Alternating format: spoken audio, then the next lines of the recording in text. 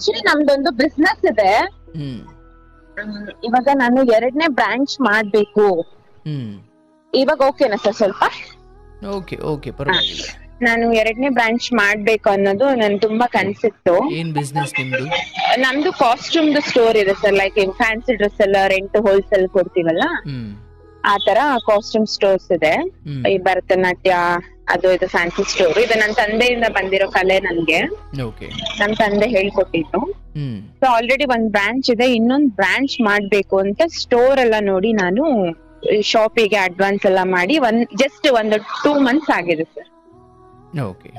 So ನನಗೆ ಒಂದು 5 lakh ಅಷ್ಟು ಅದಕ್ಕೆ ಬೇಕಾಗಿತ್ತು ಅಮೌಂಟ್.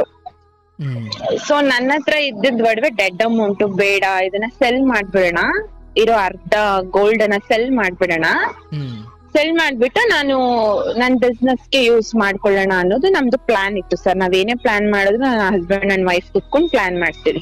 ಎಷ್ಟಿತ್ತು ಗೋಲ್ಡ್? ಸರ್ ಟೋಟಲ್ ನನ್ನ ಹತ್ರ 85 ಇತ್ತು. 85 ಇತ್ತು ಗ್ರಾಮ್ಸ್. ಓಕೆ. ಅದ್ರಲ್ಲಿ ನಾವು ಒಂದು 60 ಗ್ರಾಮ್ ಸೆಲ್ ಮಾಡ್ಬೇಕನ್ನೋದಿತ್ತು. ಅವತ್ತಿಗೆ ಎಷ್ಟಿತ್ತು ಅಂದ್ರೆ ಇದು ಎಷ್ಟು ವರ್ಷದ ಹಿಂದಿನ ಕತೆ ಇದು? ಸರ್ ಇದು just 3 days back, 4 days back ಆಗಿರೋದು. ಅಯ್ಯೋ ಹೌದಾ? ಹೌದು, ಶನಿವಾರ ನಡೆದಿರೋದು ಇದು ಇನ್ಸಿಡೆಂಟ್. ಆಯ್ತು. ಒಂದು 85 ಇತ್ತು. ಅದ್ರಲ್ಲಿ 85 ಇತ್ತು, ಅದ್ರಲ್ಲಿ 60 ಮಾರೋ ಪ್ಲಾನ್ ಇತ್ತು ಸರ್. 60 ಗ್ರಾಮ್ಸ್ ಸೆಲ್ ಮಾಡ್ಬಿಡೋಣ ಅನ್ನೋದು ಪ್ಲಾನ್ ಇತ್ತು. ನಮಗೆ ಪ್ಲೆಡ್ಜ್ ಮಾಡೋದಾ? ಮಾರೋದೆ, ಕೊಟ್ಬಿಡೋದೆ, ಮಾರ್ಬಿಡೋಣ ಅಂತಾನೆ. Okay okay. ನಮಗ್ ಏನಕ್ಕೆ ಪ್ಲಾನ್ ಬಂತು ಅಂದ್ರೆ, ನಾವು ಈ ಗೋಲ್ಡ್ ಅಲ್ಲಿ ಸ್ವಲ್ಪ ಮಾರೋದು ತಗೊಳ್ಳೋದು ಸ್ವಲ್ಪ ಐಡಿಯಾ ಇತ್ತು ನಮ್ಗೆ, ಯಾವ ತರ ಹೋಗುತ್ತೆ ಇದು ಅನ್ನೋದಿತ್ತು. ಮತ್ತೆ ಗೋಲ್ಡ್ ಡೆಡ್ ಅಮೌಂಟ್ ಅನ್ನೋದು ನಮ್ಮಿಬ್ರು ಕಾನ್ಸೆಪ್ಟ್ ಅಷ್ಟೇ, ಬೇರೆಯವ್ರ ಬಗ್ಗೆ ನಾನು ಹೇಳಲ್ಲ. ಸುಮ್ನೆ ಗೋಲ್ಡ್ ಇಟ್ಟು ಏನು ವೇಸ್ಟ್, ಅದನ್ನ ಮಾರ್ಬಿಟ್ಟು ಏನಾದ್ರು ಯೂಸ್ ಮಾಡ್ಕೋಬಹುದಲ್ವಾ ಅನ್ನೋದು ನಮ್ಮಿಬ್ರು ಕಾನ್ಸೆಪ್ಟ್ ಸರ್. ಆಕ್ಚುಲಿ ಇದನ್ನ ನಾನು ಈ ಫೇಸ್ಬುಕ್ ಅಲ್ಲಿ ಆಡ್ಸ್ ಬರುತ್ತೆ, ಫೇಸ್ಬುಕ್, ಇನ್ಸ್ಟಾಗ್ರಾಮ್, ಯೂಟ್ಯೂಬ್ ಗಳಲ್ಲಿ ಆಡ್ಸ್ ಬರುತ್ತೆ. ನಿಮ್ ಚಿನ್ನ ನಾವ್ ಅಷ್ಟಕ್ ತಗೊಳ್ತೀವಿ, ಇಷ್ಟಕ್ ತಗೊಳ್ತೀವಿ ಅಂತ. ನಾವಿಬ್ರು ಯಾವ ತರ ಟ್ರಾಪ್ ಆಗಿದೀವಿ ಅಂದ್ರೆ, ಡೆಫಿನೆಟ್ಲಿ ಎಲ್ಲಾ ಕ್ರೆಡಿಟ್ಸ್ ನಾನೇ ತಗೊಳ್ತೀನಿ ಸರ್. ನಾನೇ ಪ್ಯೂರ್ಲಿ ಮೋಸಕ್ಕೆ ನಾನೇ ಮೇ ಬಿ ಅದ್ರ ಹೆಜ್ಜೆ ಇಟ್ಟಿದ್ ನಾನೇ ಅನ್ಸುತ್ತೆ. ಓಕೆ, ಒಂದ್ ನಿಮಿಷ. ಈಗ ನಿಮ್ಗೇನು ಒಂದು 5 ಲಕ್ಷ ಬೇಕಿದ್ದಲ್ವಾ? ಹೌದು, ಒಂದು 5 ಲಕ್ಷ ಬೇಕಿತ್ತು. ಅದನ್ನ ನೀವು ಬೇರೆ ಯಾರನ್ನು ಕೇಳೋದ್ರ ಬದಲು ನಮ್ಮಲ್ಲಿರೋ ಚಿನ್ನವನ್ನೇ ಮಾರ್ಬಿಟ್ಟು ಅದರಿಂದ ಹಣ ಬಂದಿದ್ರಲ್ಲಿ ಮಾಡೋಣ ಸಾಲ ಬೇಡ ಅನ್ನೋ ನಮ್ ಕಾನ್ಸೆಪ್ಟ್. ಓಕೆ, ಎಲ್ಲಿ ಮಾರುವುದು ಅನ್ನೋ ವಿಚಾರ ಬಂದಾಗ ಈ ಅಡ್ವರ್ಟೈಸ್ಗಳು ಗಮನಕ್ಕೆ ಬಂತು. ಮತ್ತೆ ಈ ಅಡ್ವರ್ಟೈಸ್ ನಾನು ಯಾಕೆ ಬಿಲೀವ್ ಮಾಡಿದೆ ಅಂದ್ರೆ, ಆಲ್ರೆಡಿ ನಾನು ಇದ್ರ ಜೊತೆ ಬಿಸ್ನೆಸ್ ಮಾಡಿದ್ದೆ. ಲೈಕ್ ಅಂದ್ರೆ ಈ ಕಂಪನಿ ಜೊತೆ ಬಿಸ್ನೆಸ್ ಮಾಡಿಲ್ಲ, ಗೋಲ್ಡ್ ನ ಮಾರ್ಬಿಟ್ಟು ಅದ್ರಲ್ಲಿ ನಾನು ಸ್ವಲ್ಪ ದುಡ್ಡು ತಗೊಂಡು ನಾನು ಇನ್ವೆಸ್ಟ್ ಗೆ ಮಾಡ್ಕೊಂಡಿದ್ದೆ. ಒಂದು ಸ್ವಲ್ಪ ಐಡಿಯಾ ಇತ್ತು ಸರ್ ಅಷ್ಟೇ. ಅಂದ್ರೆ ಸರ್ ಇವಾಗ ಗೋಲ್ಡ್ ಮಾರ್ಬೇಕಾದ್ರೆ ಒಂದಲ್ಲ ಅಂತ 10 ಸತಿ ಯೋಚನೆ ಮಾಡ್ತಾರಲ್ವಾ ಸರ್, ಆ ಪ್ರೋಸೆಸ್ ನಾನು 1 month ಮಾಡಿದೀನಿ. ಅದಕ್ಕೆ ನಾವು ತುಂಬಾ ಮೋಸ ಹೋಗಿರೋದು ಅಂತ ಹೇಳ್ತಿರೋದು. ಅಂದ್ರೆ ತುಂಬಾ ರಿಸರ್ಚ್ ಕೇಳಿ ಆದ್ಮೇಲೆ ಒಂದು ಕಡೆ ನಿರ್ಧಾರ ಮಾಡೋದು, ಕೇಳಿ ಸರ್ಚ್ ಮಾಡೋದು, ಒಂದ್ 10 ಜನದ ಚರ್ಚೆ ಮಾಡೋದು, ವಿಚಾರ ಮಾಡೋದು, ಅದೆಲ್ಲ ಮಾಡಿದೀವಿ. ಸರ್ ಇದು ಫೇಸ್ಬುಕ್ ಅಲ್ಲಿ ಒಂದು ಆಡ್ ಬರುತ್ತೆ, ಈ ತರ ಒಂದು ಕಂಪನಿ ನೇಮು ಇಷ್ಟು ತಗೊಳ್ತೀವಿ ಅಂತ. ನಾನೇ ಅದಕ್ಕೆ ಕಾಲ್ ಮಾಡ್ತೀನಿ. ಕಾಲ್ ಮಾಡ್ಬಿಟ್ಟು ಅವ್ರು ನನ್ಗೆ ಆಫರ್ ಮಾಡ್ತಾರೆ, ಇಷ್ಟು ಅಮೌಂಟ್ ಕೊಡ್ತೀವಿ, ಹೇಳ್ತೀನಿ ಗ್ರಾಮ್ಗೆ 18,000 ಕೊಡ್ತೀನಿ ಅಂತ ಹೇಳ್ತಾರೆ. 1 ಗ್ರಾಮ್ಗೆ 18,000 18,000 ಕೊಡ್ತೀನಿ ಅಂತ ನನಗೆ ಐಡಿಯಾ ಇರುತ್ತೆ ಗ್ರಾಮ್ಗೆ ಎಷ್ಟಿದೆ ಇವಾಗ ಪ್ರೈಸ್ ಅಂತ. ನಾನು ಅವ್ರಿಗೆ ಕ್ವಶನ್ ಕೂಡ ರೇಸ್ ಮಾಡ್ತೀನಿ, ಅಲ್ಲ 14,000 ಸಮಥಿಂಗ್ ಇದೆ, ನೀವ್ ಹೆಂಗ್ 18 ಕೊಡ್ತೀರಾ ಅಂತ. ಮೇಡಮ್ 14 ಇದೆ, ನೀವ್ ಹೆಂಗೆ 18 ಕೊಡ್ತೀರಾ ಅಂತ ನಾನು ಕೇಳ್ತೀನಿ. ಅವ್ರು ಹೇಳ್ತಾರೆ, ಮೇಡಮ್ ನಿಮ್ ಚಿನ್ನನ ನಾವು ಮೀನ್ಸ್ ಏನು ಮಾಡೋಲ್ಲ, ನಿಮ್ ಚಿನ್ನ ಏನಿದೆಯೋ ಅದಕ್ಕೆ ಸ್ವಲ್ಪ ಪಾಲಿಶ್ ಮಾಡಿ, ವಿತ್ ರೆಕಾರ್ಡ್ ಇದೆ ನನ್ನ ಹತ್ರ, ಪಾಲಿಶ್ ಮಾಡಿ ಅದನ್ನ ಹಂಗೆ ಸೆಲ್ ಮಾಡ್ತೀವಿ with GST with making charges ಅಂತ ಹೇಳ್ತಾರೆ.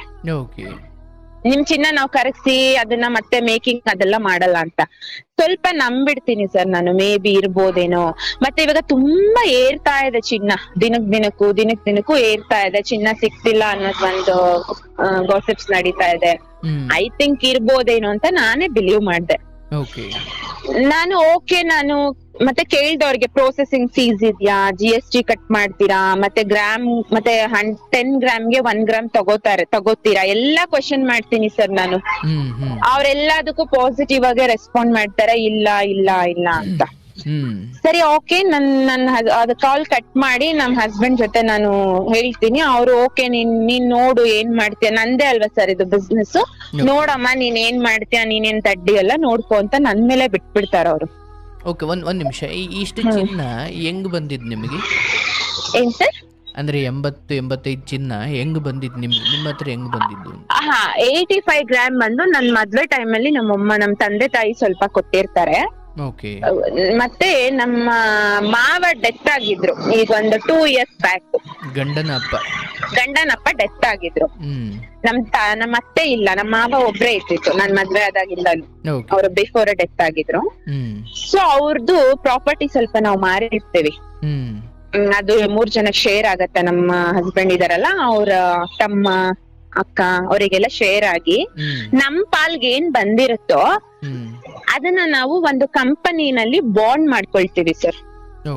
ಅಂದ್ರೆ ನಾವು ಆನ್ ಟೈಮ್ ನಾವು ಚಿನ್ನಾನು ಪರ್ಚೇಸ್ ಮಾಡಲ್ಲ, ಸುಮ್ನೆ ಇನ್ವೆಸ್ಟ್ ಮಾಡಿ ಬಿಟ್ಬಿಟ್ಟಿರ್ತೀವಿ. ಸೊ ಅದು ಲಾಸ್ಟ್ ನವೆಂಬರ್ ಟೈಮ್ ಅಲ್ಲಿ ನಮ್ಗದು ಒಳ್ಳೆ ರೇಟ್ ಹೋಗಿರುತ್ತೆ. ಆ ಟೈಮ್ ಅಲ್ಲಿ ನಾವು ಒಂದು 40 ಗ್ರಾಮ್ ಚಿನ್ನ ನಾವು ತಗೊಳ್ತೀವಿ ಆ ಟೈಮ್ ಅಲ್ಲಿ. ಸೊ ಪ್ಯೂರ್ಲಿ ಇದು ವಿತ್ ಒಳ್ಳೆ ಬ್ರ್ಯಾಂಡ್ ಕಂಪ್ನಿನಲ್ಲಿ ತಗೊಂಡಿರೋದು, ಬಿಲ್ ಎಲ್ಲ ಇದೆ ನಮ್ಮ ಹತ್ರ. ಸೊ ತಗೊಳ್ತೀವಿ, ಇದೆಲ್ಲ ಆಗತ್ತೆ. ಓಕೆ ಮಾರ್ಬೇಕು ಅಂತ ಡಿಸೈಡ್ ಆದ್ವಿ, ಇಲ್ಲಿಂದ ಕಾಲ್ ಬಂತು, ಎಲ್ಲ ಆಯ್ತು ಸರ್. ಆಮೇಲೆ ನಮ್ ಹಸ್ಬೆಂಡ್ ನನ್ ಮೇಲೆ ಬಿಟ್ರು, ನೀನು ಮಾಡ್ತೀಯ ಮಾಡ್ಕೊಮ್ಮ ಅಂತ. ಸರ್ ನಿಮ್ಗೆ ಕಾಲ್ ಕಟ್ ಆಗಿದೆ ಜಸ್ಟ್ ಒಂದು 2-3 ಮಿನಿಟ್ಸ್ಗೆ ಒಂದು 10 ಕಾಲ್ ಬಂತು. ಓಕೆ, ಅಂದ್ರೆ ಅವರಿಗೆ ಫೋನ್ ಮಾಡಿ ನಾವ್ ಹಿಂಗ್ ಮಾರ್ಬೇಕಿದೆ ಅಂದಾಗ ಆ ಕಡೆಯಿಂದ ಹೆಚ್ಚು ಆಸಕ್ತಿ ತೋರಿಸಿದ್ರು. ಕಾಲ್ಸ್ ಬರ್ತಾನೆ ಇತ್ತು, ರಿಪೀಟೆಡ್ ಕಾಲ್ಸ್ ಬರ್ತಾನೆ ಇತ್ತು. ಸೊ ಅವ್ರ ಕಾಲ್ಸ್ ಬಂದಾಗ ನಾನು ಅವ್ರಿಗೆ ರೆಸ್ಪಾಂಡ್ ಮಾಡ್ದೆ. ಅವರು ನನ್ಗೆ ಬಿಲ್ಸ್ ಎಲ್ಲ ಕಳ್ಸಿ, ನೀವ್ ಎಲ್ಲಿ ಗೋಲ್ಡ್ ತಗೊಂಡಿದೀರಾ, ಅದು 916 ಅಥವಾ ಏನು ಎಲ್ಲ ಚೆಕ್ ಮಾಡಕ್ಕೆ ನನ್ನ ಹತ್ರ ಅವರು ಬಿಲ್ಸ್ ನ ಅವ್ರಿಗೆ ಶೇರ್ ಮಾಡಿಸ್ಕೊಂಡ್ರು. ಮತ್ತೆ ನಮ್ಮ ಹತ್ರ ಗೋಲ್ಡ್ ಇದೆಯಾ ಇಲ್ವಾ ಅನ್ನೋದಕ್ಕೆ. ಮತ್ತೆ ನಾವು ಒಂದು 30 ಗ್ರಾಮ್ ಅಷ್ಟು ಗೋಲ್ಡ್ ನ ನಾವು ಮುತ್ತೂಟಲ್ಲಿ ಪ್ಲೆಡ್ಜ್ ಮಾಡಿದ್ವಿ. 30 ಗ್ರಾಮ್ಸ್ ಮಾತ್ರ ಸರ್ ಅಡ ಇಟ್ಟಿದ್ವಿ, ಮುತ್ತೂಟಲ್ಲಿ ಹಡ ಇಟ್ಟಿದ್ವಿ. ಆ ಬಿಲ್ ನ ಕೊಡಿ ಅಂದ್ರು, ನಾನು ಕೊಟ್ಮೇಲೆ ಅವರು ಇಮಿಡಿಯೇಟ್ ಆಗಿ ಬರ್ತೀನಿ ಅಂದ್ರು ಸರ್. ನಾನು ಹೇಳ್ದೆ ಇಲ್ಲ, ಆಕ್ಚುಲಿ ಫ್ರೈಡೆ ಇತ್ತವತ್ತು, ನಾನು ಫ್ರೈಡೆ ಚಿನ್ನ ಕೊಡಲ್ಲ, ನೀವು ನೆಕ್ಸ್ಟ್ ಡೇ ಬನ್ನಿ ಅಂತ ಹೇಳ್ದೆ. ಸರಿ ಓಕೆ ಅಂದ್ಬಿಟ್ಟು 1 ಡೇ ಫಿಕ್ಸ್ ಆಯ್ತು. ನೆಕ್ಸ್ಟ್ ಡೇ ಅವರು ಬಂದಿದ ತಕ್ಷಣ ಅವರು ಮುತ್ತೂಟ್ ಹತ್ರನೇ ಬಂದ್ರು. ಡೈರೆಕ್ಟ್ ಲೊಕೇಶನ್ ಎಲ್ಲ ತಗೊಂಡು ನಾವ್ ಎಲ್ಲಿ ಪ್ಲೆಡ್ಜ್ ಮಾಡಿರ್ತೀವೋ ನಮ್ಮ ಏರಿಯಾಗೆ ಬಂದ್ರು ಸರ್. ಅವ್ರ ಎಕ್ಸಿಕ್ಯೂಟಿವ್ ಇಬ್ರು. ಅವ್ರ ಹೆಸರು ಮೆನ್ಷನ್ ಮಾಡಿ ಅಂದ್ರೆ ಮೆನ್ಷನ್ ಮಾಡ್ತೀನಿ, ಇಲ್ಲ ಬೇಡ ಅಂದ್ರೆ ಬೇಡ.